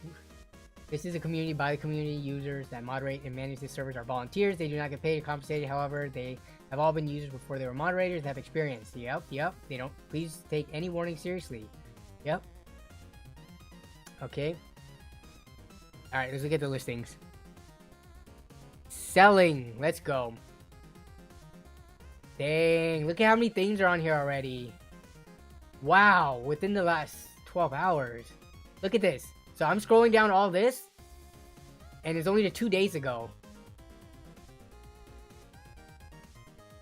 I mean, I don't think these numbers lie. Like, again, obviously there's gonna be a lot of like hype around a recently launched thing versus like a 10-year-old subreddit, right? But if this sticks around and is this busy, I mean, if you're trying to look for something, this might be the place. Let's take a look at some of these listings. 3080 Founders Edition. So you got your pictures here. You got, I mean, they're still doing the timestamp thing where you have to write your name and the date. So that's cool. Founders Edition.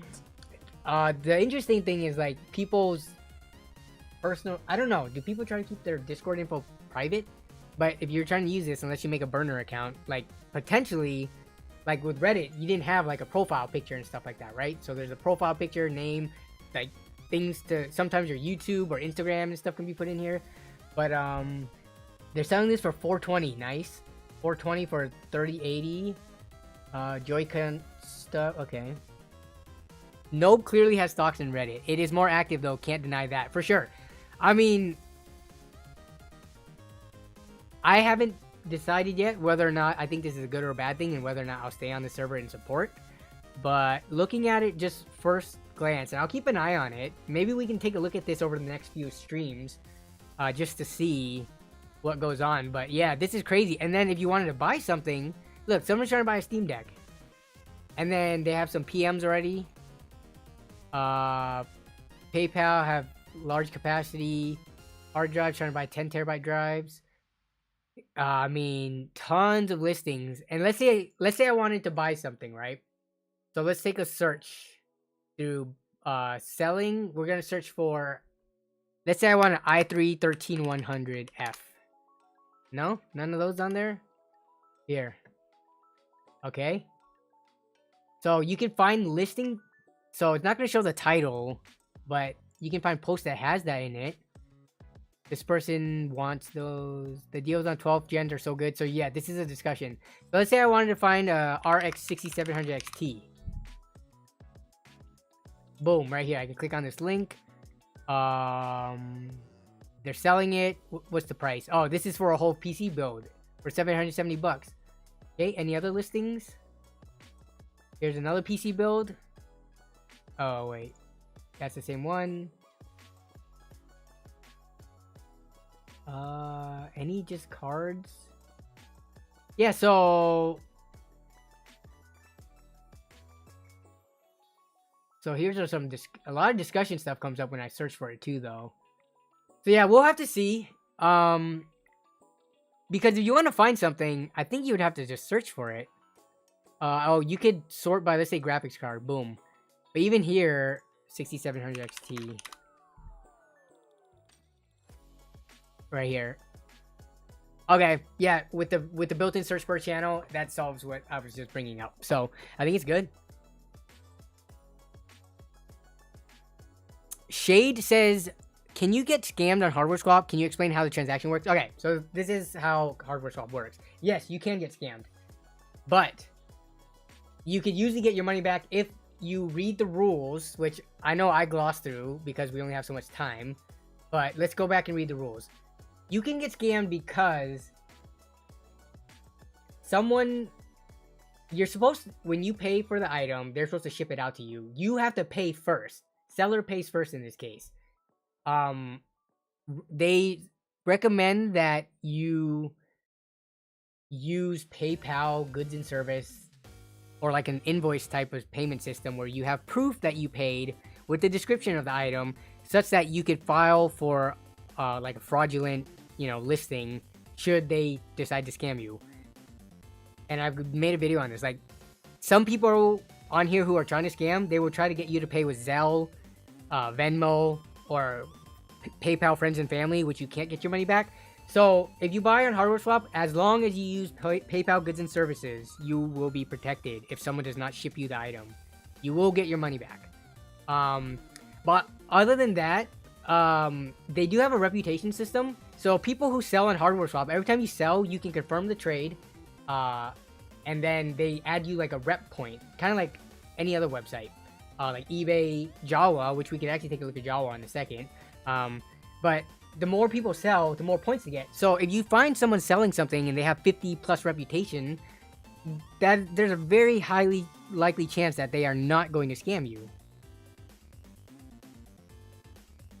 Yeah, Kevin Ngo accepts Western Union for trades. Remember when Craigslist used to be filled with Western Union scams where they would get you to try to send you the thing before they give you your car or your motorcycle or whatever you're buying? Yeah, so do not do like direct transfer, money orders, cashier's check, none of that. PayPal, goods and services. I think Venmo might have integrated, or maybe one of the other ones. Some of these other payment transaction apps and stuff, they are integrating in buying like goods so that they do have scam prevention. But PayPal is just one of the longer running ones. New scam for PayPal is they ship to your zip code but different address, and PayPal denies your refund. Nope. So to protect yourself from this, record yourself opening the package. Record the package with the tracking number that they sent. Open it. Like, don't open it beforehand. And I know this is a pain, but this is the same issue with eBay or anything else that you buy online that's used. You can always get scammed, but if you are proactive about it, you can lower your risk of being scammed and being out of money. They don't ship to your address, so you get no package.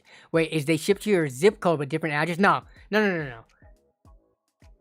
If they do that, I guarantee you PayPal is not going to let this slide. It would be more of a prevalent scam. And if that is an issue, reach out to any of like the online. I bet if you reach out to Linus with it, he'll make a video on it and call it out. So I don't think it'll be an issue. Dude, reach out to me. Let me make a video if you get scammed. But yeah. You gotta document. Exactly, Kale. Document. Like, if I'm buying from someone who seems sketchy, who doesn't have rep on eBay, who doesn't have rep on these websites, I record myself opening the box. I just pull out my phone, unbox it right there. If it's fine, then I'm like, okay, I'm good to go. Yes, influencers will try our best to help the situation to improve it for the future. But, I mean, Gamers Nexus, didn't they buy that graphics card that, did they buy the one where the guy was shipped metal blocks? I forget if they bought that one. But they've bought problematic things before just to make a video on it, and they paid the person back the money, so yeah. Tracking only shows zip code and not full address. It happens on eBay all the time. Yeah, so there are ways around this. Like, they could probably do an inspect element on their web page and change the address, supposed address that they sent it to. There's ways around it. Dude, here's what also helps too. And this kind of sucks for people who don't have history with PayPal. I've been using PayPal for like, I don't know, 15 years or something like that. I've been using PayPal for so long that if something like this happened to me and I got scammed and they didn't believe me, I think the weight of how long I've been a loyal customer to them would, I think they would just eat the cost of it on their end, right?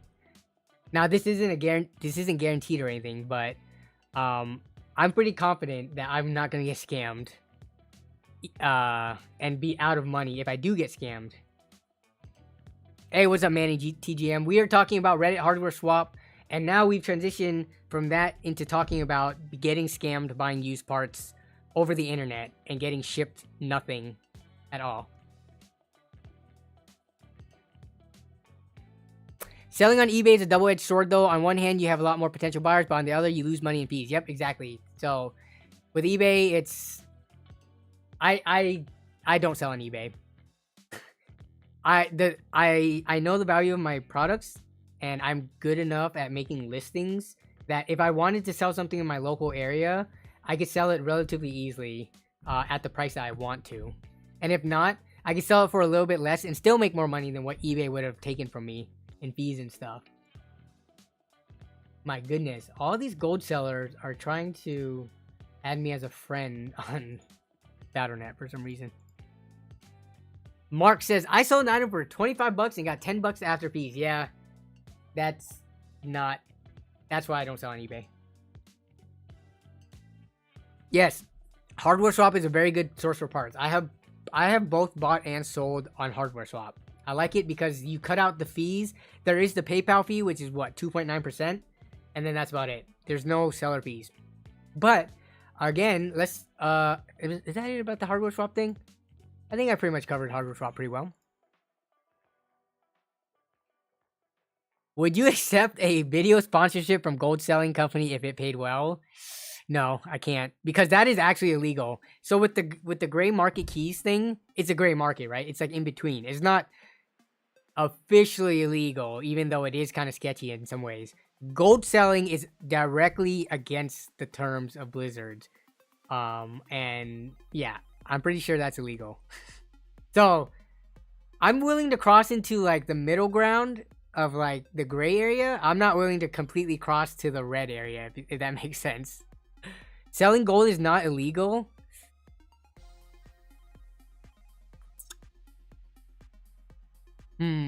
Actually, yeah, I think you're right. It's not illegal, but it's definitely against terms of service.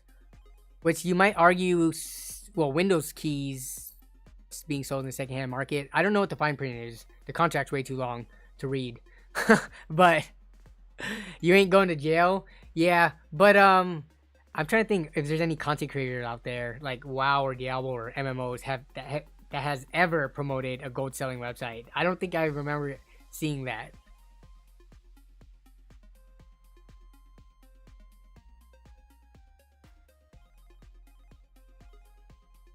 Aren't you worried about getting a Demonix cursed item from Hardware Swap? I mean, no, I'm not. We're talking about video game gold. Pinky says, I always prefer selling local, especially for full build, so I don't have to worry. Yes, yes. Selling a full build too. I mean, there's the shipping damages that could occur. Just shipping like, you can pass savings on if you sell locally, right?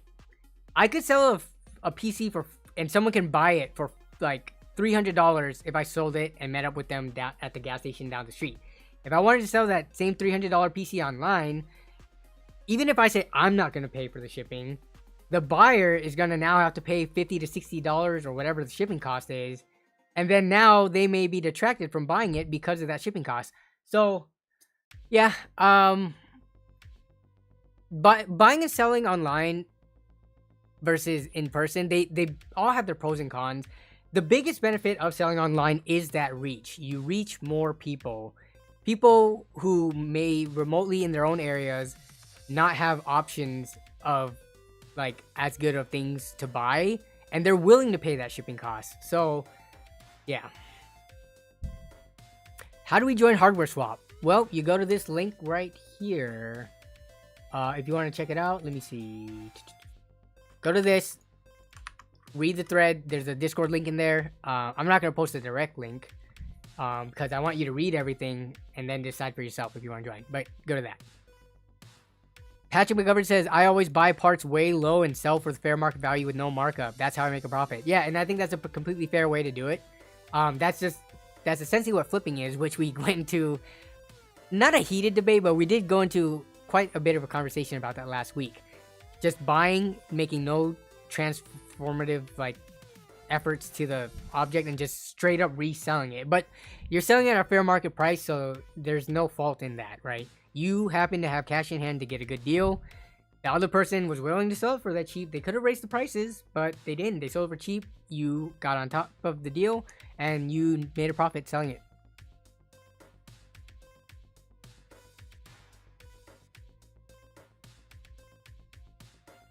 Wait, Kenny's computer says, I almost got scammed selling a PC on eBay. It was one of those Zelle scams. Usually the seller is the scammer when it comes to using Zelle. Though, you could get... So again, let's talk about this now. You could get scammed as a seller if the buyer lies and does a reverse chargeback or whatever, which I think is possible. But yeah, you could also get scammed as a seller. So you gotta be careful either way. Nobody is safe from people who are out there scamming and, you know, trying to steal your hard-earned money.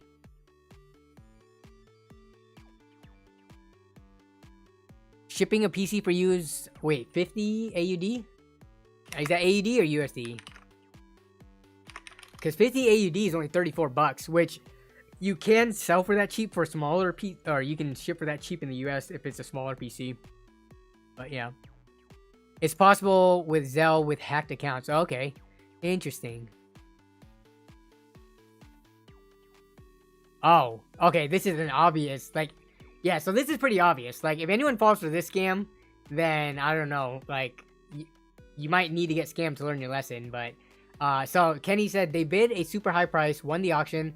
Then they emailed me saying they tried to pay using Zelle and supposedly it wouldn't receive payment until the item was delivered.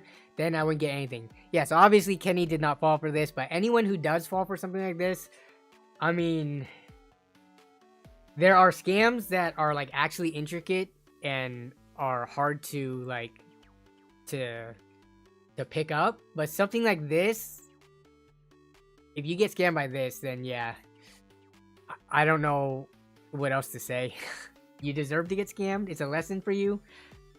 Nobody deserves to get scammed, okay? But comment when you're doing stuff like this online. When you're dealing with money and online, you need some level of common sense.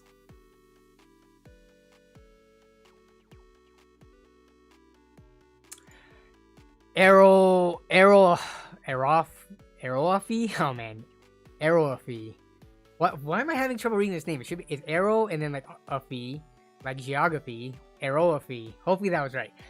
Hey, I was curious, RX 7600 or the 6650 XT. I've actually personally not played with the 7600 yet. I will soon in an upcoming video. I have a 7600 here because it is the same price as the 6650 or 6600 XT. Those are pretty much the same. I do have a video coming up on it. I would have to look at other reviewers to give you that answer, which you could also look at those reviewers. So yeah, right now I personally can't answer this. Though Jagsta makes a good point. 6700 is 279. That's another option. Wait, what? I was new to... Wait, Kenny, did you actually fall for that one? Was this like a while back? I thought this was something recent, so I thought you wouldn't have fallen for it, but you did fall for it, and this was like a while ago. I was able to keep a few friends from falling for it. Some inexperienced scammers include their home address when scamming, so I report all the US scammers to the local police. You almost did. Okay. Okay. I like the one where someone asks if they can pay half up front and the rest later. Yeah, you can pay the half up front and then pay the rest later, and then I give you the item. You're not getting the item just by paying it the half up front. Think of the paying half up front as a deposit, right? Which is totally fine unless you back out. I would be okay with doing a deposit that's non-refundable because I'm not going to miss out on other potential buyers because you wanted to hold the card and then change your mind. So yeah, you could set up those things too, which I don't know if that works out because they're going to think you're scamming them for asking her to deposit. So yeah.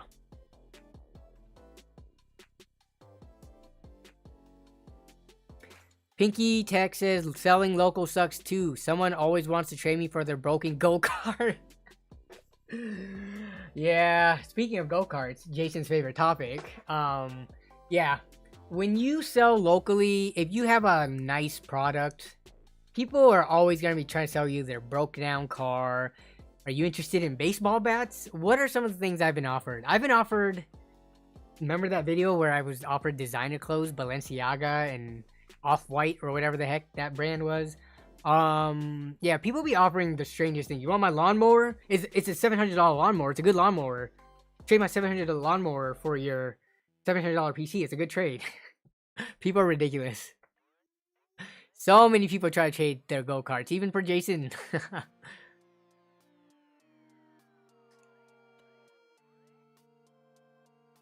They were wanted for murder and were trying to get out of town. What? Someone tried that once when I was selling a car? Someone wanted for murder was trying to buy a car for half now, half later? Oh my god, that's crazy. Yeah, lowballers is also a problem. Lowballers is a problem locally. And with things like... You could, on Hardware Swap, there are lowballers too. People are going to DM you saying they're interested and then offer a lower price. But on eBay, there's no lowballing really, right? Because you set your price, it either gets bid up, or you set a buy it now. If you want, you could put make offer as an option, and then they can lowball you, but you have the option of whether or not you want to hear out like lowballers. So...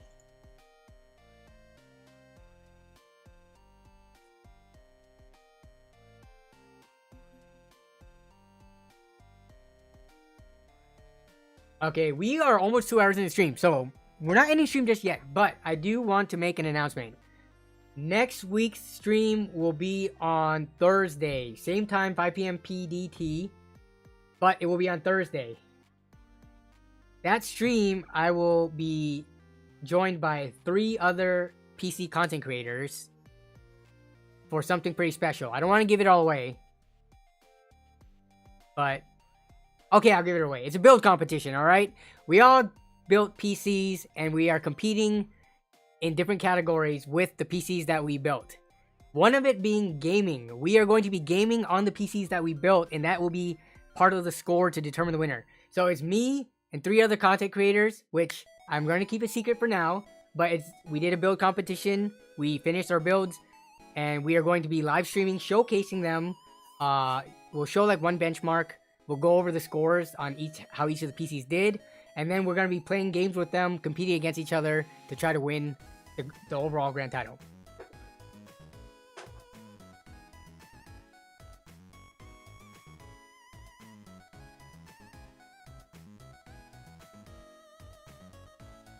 So I think it's going to be a super fun stream. It's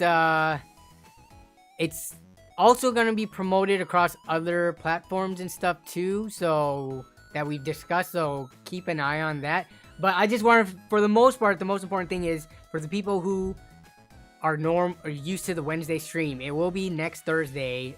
And also there will be something happening during or at the end of stream that if you're looking for a PC, you might want to join in on it.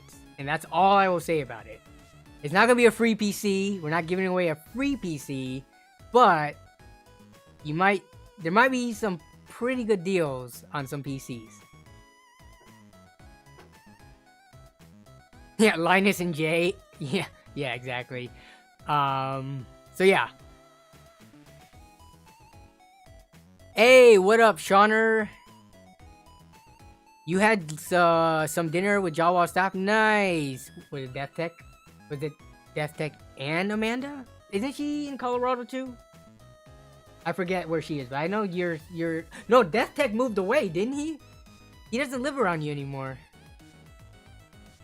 But yeah, Shauner, I don't know if you know what's up with this competition going on next week, because you are kind of tied to Jawa people, as well as Zach, but yeah, the stream is going to be next week on Thursday. It should be fun. Joined by 3 other content creators. You'll find out more soon in the video coming this weekend, but I want to keep it a mystery for now, to build up the hype.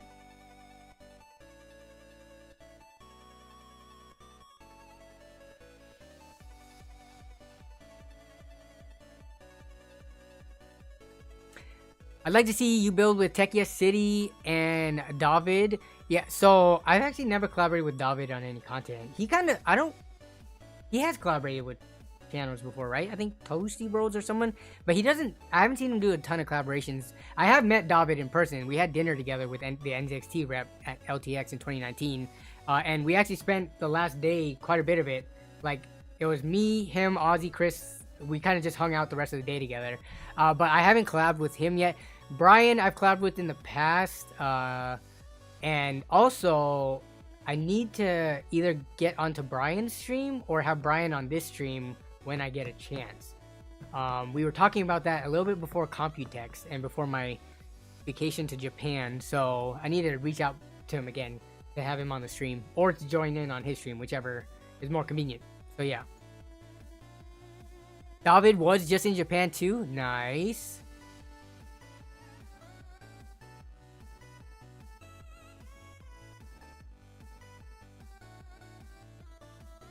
Oh, nice. Okay. Yeah, so you were talking to all the top dogs.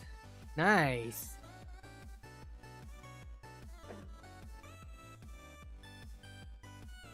Bro, exactly. The amount of people I saw doing Japan vlogs from like the streamers and stuff like that too. I mean, here's the thing though. Japan did kind of only recently open up.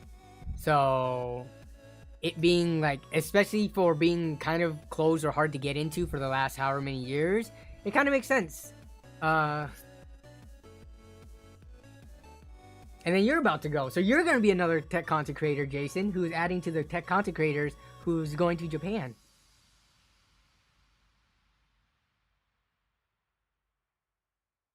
So our plane tickets were $1,300 ahead, round trip. So $2,600 total for me and Melissa to Japan. I don't know if that's cheap or expensive in relation to like previous years, especially with the pandemic changing things. But yeah, so I don't know how much cheaper they could have gotten since then.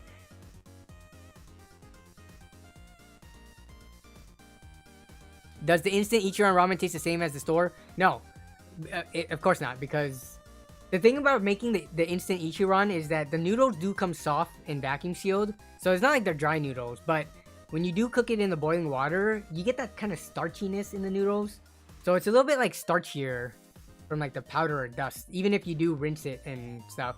But the Ichiran thing was good. We did the boiled egg, we did the pork char siu with it. Yeah, it was really good.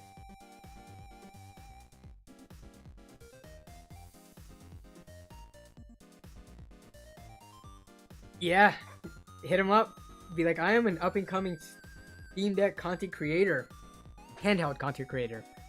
Let me into your factory.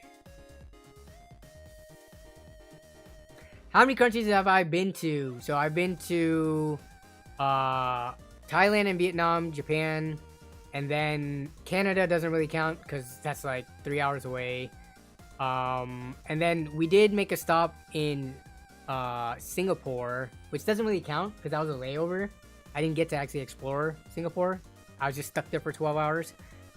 So yeah, I mean, most of my life, like, my family didn't have money, so it's not like we ever took international tour or trips as like a kid. Growing up, going to college and stuff, also didn't have that much money. And then once I got a big boy job, like with a career, with my degree and everything, then that started opening up the possibilities of it. But I didn't start going on international trips until I met my wife, because I don't know, I would never want to go on an international trip alone, right? So I wouldn't go by myself, even though I was like a mid 20-year-old, after having a good job that could pay for it. So I would want to go with friends, but not all my friends had the time to take off or the money to do so. Like, it's hard to align the schedule, so I never got a chance to visit outside of the US, aside from Canada, in like my 20s. Wait, when did we go to Thailand? How old was I? No, I was still like 30 at that point. Yeah, so I didn't start like traveling and looking into international traveling until within the last like several years.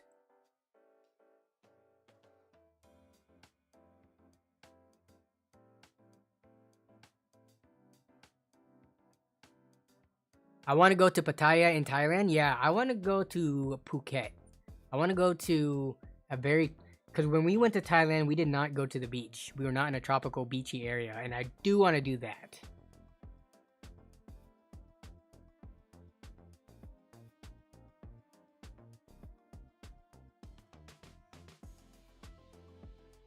Aerofee says I'm in the UK and I just looked at the 6700 brand new. It said it was 300 that's pounds, which is 393-ish. How does that work? How much is the 6650 XT there? If it's supposed to be cheaper, then just go for a 6650 XT. How does... And, dude, and also 8 gigabytes is fine for a 6650 XT, okay? Because you're talking about a $400 6700 here. You gotta take all that into consideration.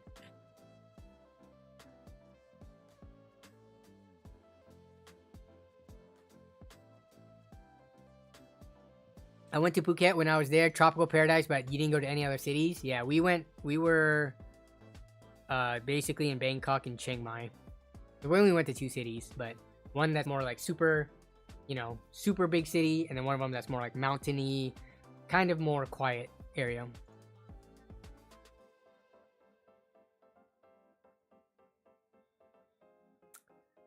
Alright, so we are wrapping up near the end of stream now. I guess I haven't been going over to the browser that often this stream, which is good because we could look at the chat more. So I'm just gonna hang out for the next 5-10 minutes, and then I'm gonna go eat dinner. So here's my plate from right before stream. I scarfed this down before stream. Can anyone guess what used to be on this plate? Here, let me let me get you the droid cam view of it. Come on, droid cam. Can you guess what used to be on this plate? You can probably see the rice. I finally got droid cam to work, by the way. And there's you all right there. But yeah. Eggs and rice. Eggs and rice. Rice and eggs. You're all partially correct. Eggs.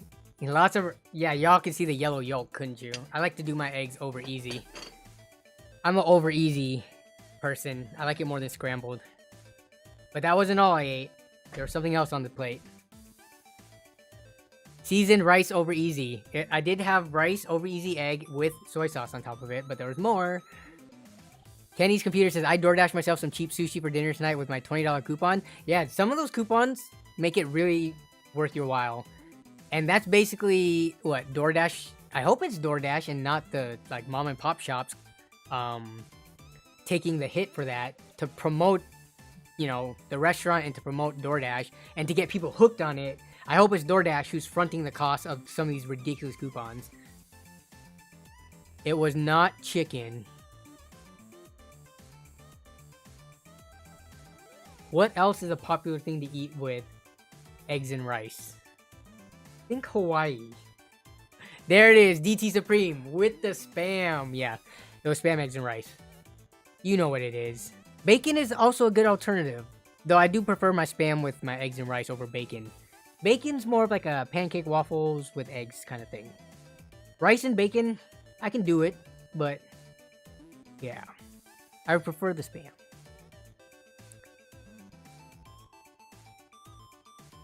Jack Potter says, I would like to travel if I didn't keep buying project cars like my 84 Bronco and my sport bike I just got 30 minutes ago. Which bike did you get, by the way? I mean, it's kind of this is a tale as old as time, right? There's only so much money normal people have. If you're not rich, you have to spend wisely, and a lot of the times we have expensive hobbies, but with those hobbies comes an actual like physical object that you get to keep forever. It's like tangible. Whereas with traveling, it's the experience, right? At the end of the trip, you end up back home. Maybe you have some souvenirs, that's about it. But in terms of the plane ticket you paid for in the hotel rooms or Airbnb or whatever, all you have memories. So what do you like more? Tangible things or like, psychological or like memories in your head? I think it's healthy to get a good distribution of both, but some people just lean one way hard or one way the other. Some people live that kind of lifestyle where they are very simplistic and have like nothing, and all they do is travel, so they aren't grounded by material possessions. But then other people who I feel like I was kind of like that for a long time until I started traveling more. Like, regardless of if I could or not, I like having like my nice tech stuff, my gadgets, my computers, my other toys and stuff like that. So, yeah.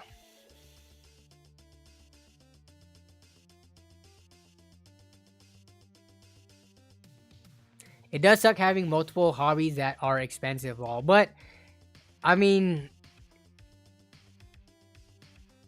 I guess you could look either way, but you will always have the opportunity to buy cars and bikes or whatever it is. Will you always have the opportunity to travel around the world in the health that you're in right now, which I would hopefully assume is in good health? Do you want to wait until you're old to travel, or do you want to experience it when you have the energy to do so that you can do more things and experience it and have those memories to hold on to for longer, right? So, the cars and stuff, the material, tangible stuff will always be around. Being able to travel to other countries in good health and stuff might not be. Travel is like food. It's an in the moment thing, exactly. Which is kind of like the argument I bring up a lot is, or a lot of people bring up a lot, like, if you didn't spend so much every week on lattes at Starbucks, you could probably buy so many things, like a new house or like that new thing you wanted. Which, I mean, I tend to lean towards that argument. I agree with that because I don't like to regularly spend on eating out on food or beverages and stuff like that. But for something like an international trip, I think that's totally different. That's a more unique experience than your weekly Starbucks latte.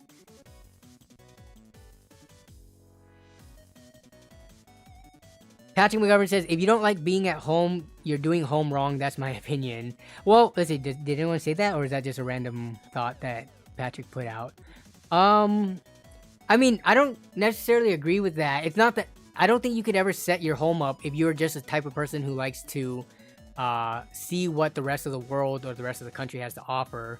Like, you can't set up your home to make it feel like Japan or like Thailand or like Vietnam, no matter how much you do it, right?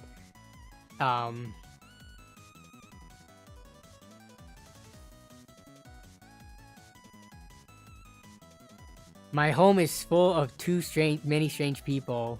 I hate that. VR, exactly. That's what VR in the meta world or whatever is supposed to be. You could see all these places in almost, well, it's gonna be in like full immersive 3D, but you just won't get the smells or the touch aspect of it.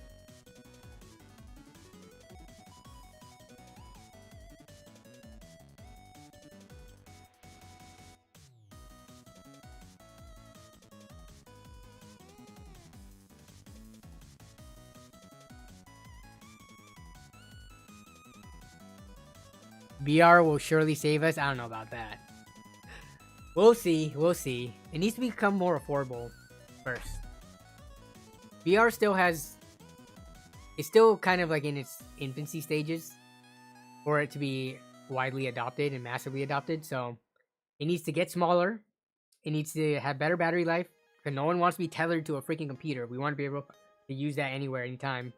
And the graphics just needs to be better and more realistic so it doesn't give people headaches and stuff like that.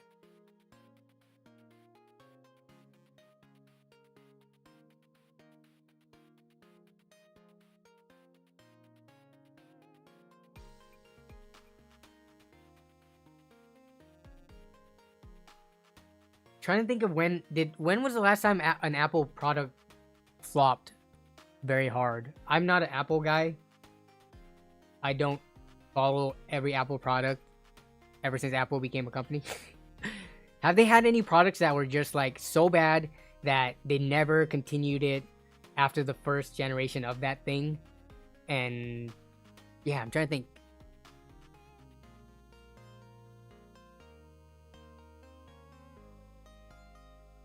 When Apple flopped yesterday? What happened yesterday?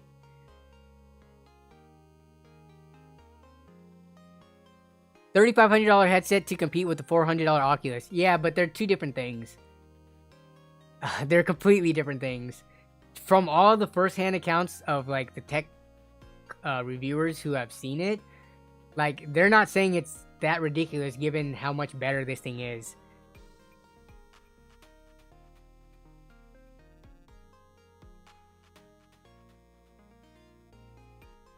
King Tony Rex says, I have a question. I don't really know much about PC, but I just bought a new GPU and now my PC has an AMD Ryzen 5 3600, 3060 Ti, 500 watt PSU, 32 gigs of RAM. Is that good? Yeah, those specs look fine. Your 3600 might start to feel slow, depending on if you're running some of the titles that like utilize more of the CPU and like leverage on it or lean on it more. So you're in good hands though, because you still have an AM4 platform. You could slot in like a 5800 or 5600 X3D, which we talked about earlier on stream, when the time comes where it feels like your CPU is lagging behind compared to your GPU. So yeah, but your current setup as it is looks fine. Like from that, I think the CPU, I mean, I don't know what power supply you have, but assuming it's a good, like, you know, decently brand power supply and decent model, you should be fine there. 32 gigs of RAM is more than enough. 3600 would be probably the next upgrade, but I don't think you're due for it necessarily right now.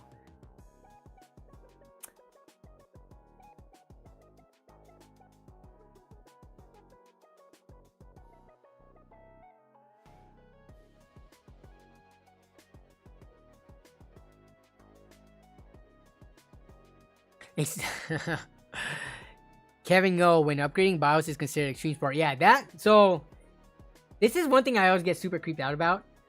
How many of y'all, when you upgraded your BIOS, how many of you made sure you had a UPS hooked up to your computer?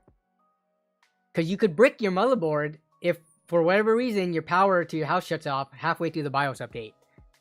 Now, sometimes you can recover that doing BIOS flashback or something, things like that. But I have seen situations where people who have lost power, you can go read, you know, Reddit and forum threads on this. People who have lost their power halfway through a BIOS update and it completely bricked their board and nothing they did worked. So one of my fears is that when I'm doing a BIOS update, if for whatever reason the power shuts down and I'm not hooked up to a UPS, that happens. A la carte Sparta says, I keep a UPS on hand for that reason. Was my guy says, I have a UPS.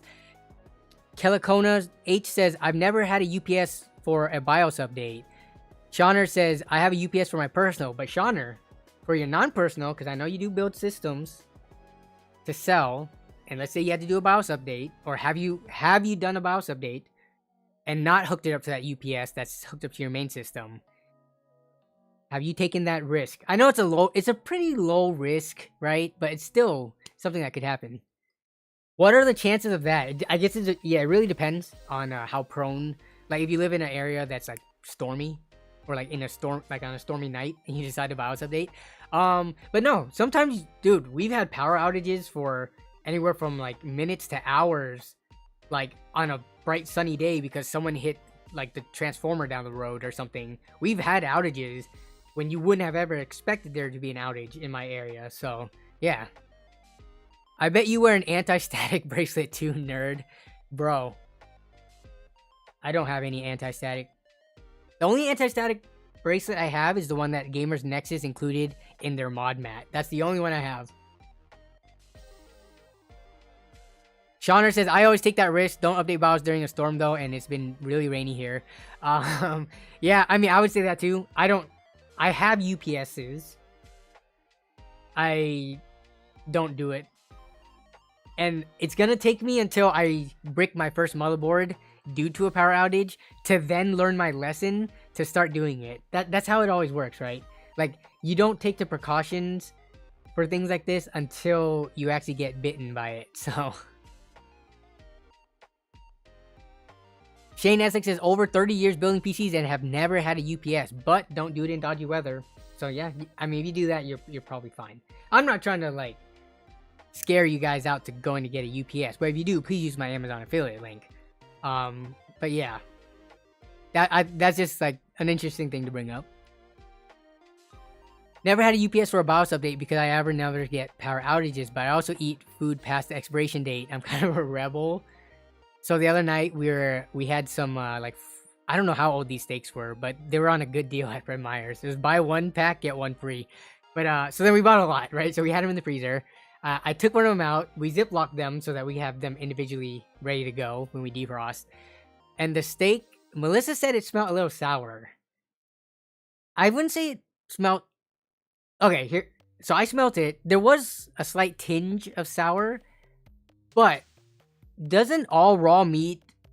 I'm not saying sour like straight up lemons or sour milk, but raw meat is not like an odorless smell. Raw meat has like this kind of, what's the best way to explain? Like a raw steak from the package. How would you explain that smell? It had that smell. So she ended up not eating the steak, and I ate the steak, and I was fine. But it might have been past the expiration date. That's when you taste test it. Yeah, exactly. I taste tested it, not raw, but I cooked it and I taste tested it and it tasted fine, so I ate it. But yeah, going off smell alone, I don't know. I've never been one to just smell and decide to throw something away.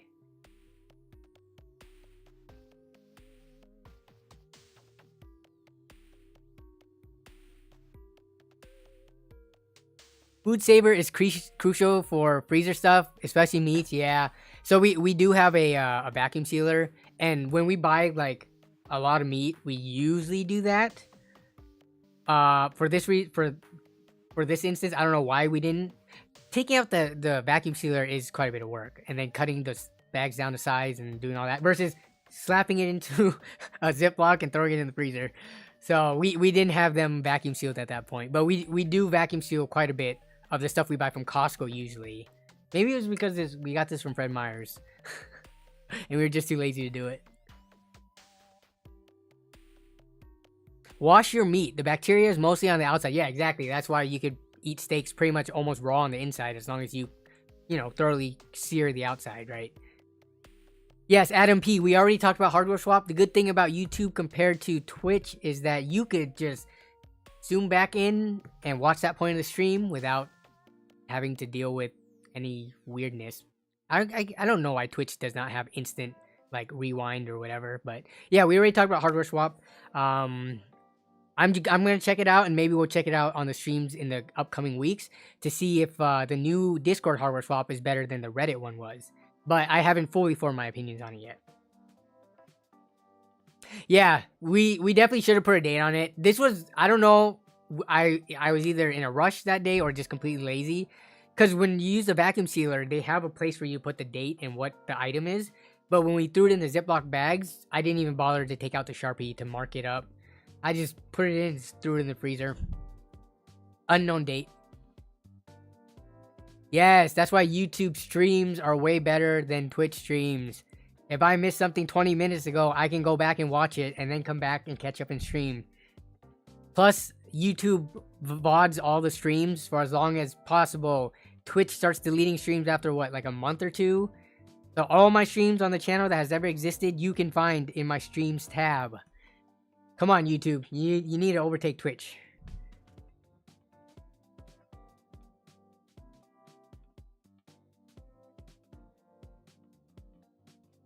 YouTube won't let you stream. I think you have to apply for it. It's not just a thing that you can start doing, I think. I think you have to look it up. I'm sure it's out there, but I don't know if it's like a watch time requirement or if you have to verify your identity or something like that. But you can't just like make a YouTube account and start streaming out of nowhere, I don't think. Yeah, you have to look into the requirements for it. Oh, you used to? If you used to be able to stream, you can't now. I wonder if it's because they changed the requirements. I would have to look into it more. Promoting YouTube, what a great employee. I mean, aren't you watching me on YouTube right now? Don't you go to YouTube to watch your daily Linus or Jay or whatever other content you watch, even non-tech related stuff? You consume YouTube and you're paying them in ad rev, or I guess YouTube Premium, but I would probably argue that you get way more value out of watching YouTube than you pay back to YouTube through ads or YouTube Red or Premium or whatever. If you pay for YouTube Premium and get no ads, you pay what, 10, 15 bucks a month? For how much content people generally watch on YouTube? The amount of hours and the amount of education you can get for free on just all throughout YouTube. As much as YouTube sucks, like some of the stuff that they do as a company, like from the higher ups and stuff like that, the platform itself is amazing.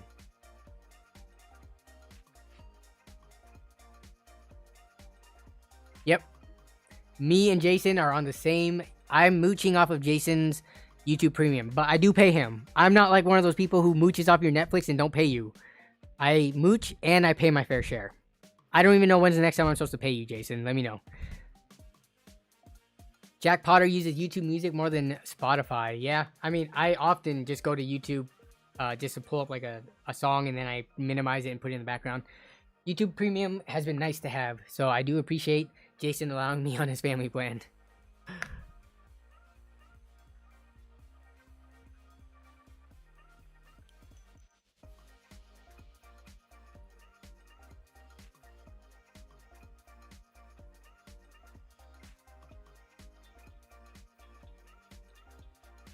That's why I don't mind letting ads play. We have always had free TV here in Australia with ads. I mean,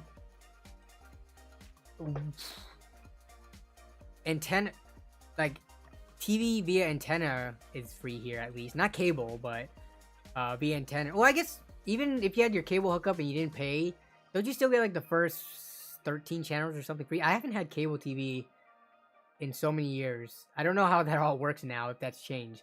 But you could always go to Amazon and buy like one of those antennas, the flat ones that you stick to your wall, and you can get some channels there for free, even though you have to buy the antenna. So,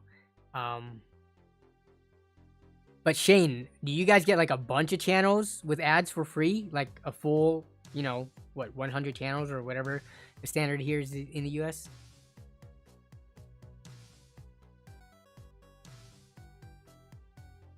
What is the student price for YouTube Premium? I graduated from college a year ago and I'm still paying student price for YouTube Premium. Yo, Jason, you got an EDU account? Can you get that YouTube Premium down to a student price? It wouldn't even make a difference. When you split a subscription like 4 ways, yeah, it's not going to make a big dent in it because it's already cheap to begin with. Ransack says, I pay for premium because of YouTube Music and because, yeah, I watch a lot of YouTube. Yeah, I think if you are able to get in on a YouTube plan and split it with other people, you will never go back.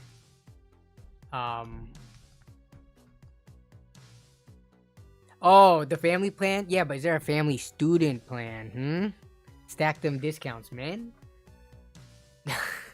I'm just kidding. It's gonna save like $1 per person or something. It's not gonna be worth doing it. Oh my god. I bought a community college email on eBay for $5 a few years ago and got cheap EDU discount on Adobe. I am coming up on my Adobe subscription for my student email ends next year, or next month in July. I need to somehow find a way, and I don't know if I'm going to go the Jason route by buying a freaking EDU account on eBay, but I might have to find some family members that have EDU accounts that are willing to let me pay them so I can get them to sign up for it. Because Adobe is $20 a month for the student price, and it's like 35, 40. How much is it? Maybe it's 30. So 360 versus 240, which I know at the end of the day is not like a ton of money, but if you can get the discount, why not get the discount? Yeah, let's talk, Jason. Because I haven't paid full price for Adobe ever since I graduated college. I have found ways, either through my refreshing my EDU email, or at one point, one of my guild members in WoW, he worked at Adobe, so he could get me his discount, which was effectively the half price.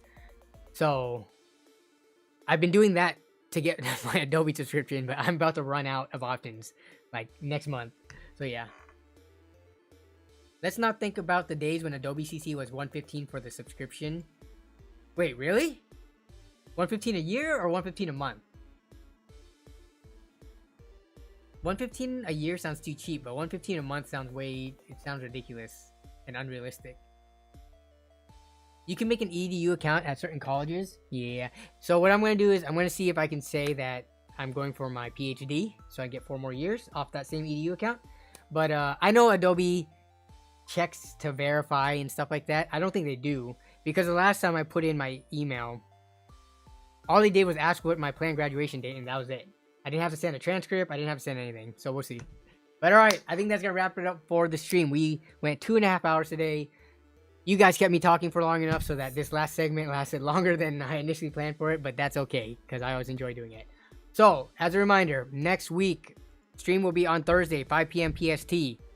I will be joined by 3 other content creators for a fun little competition where we will go over build aesthetics, we will go over performance, and we will go over gaming capability of each builder, where we will be gaming on the PCs against each other, which will be included in the final score to determine a winner overall. So it's gonna be fun. Be on the lookout for that. You will get more details in upcoming videos and Discord announcements and stuff like that. So join the Discord if you haven't yet. The link is in the description of this stream. But yeah, other than that, everyone have a great rest of your week. Have a great weekend that's coming up, and I will see you in the next video, comments, and or stream. Take it easy. Bye bye.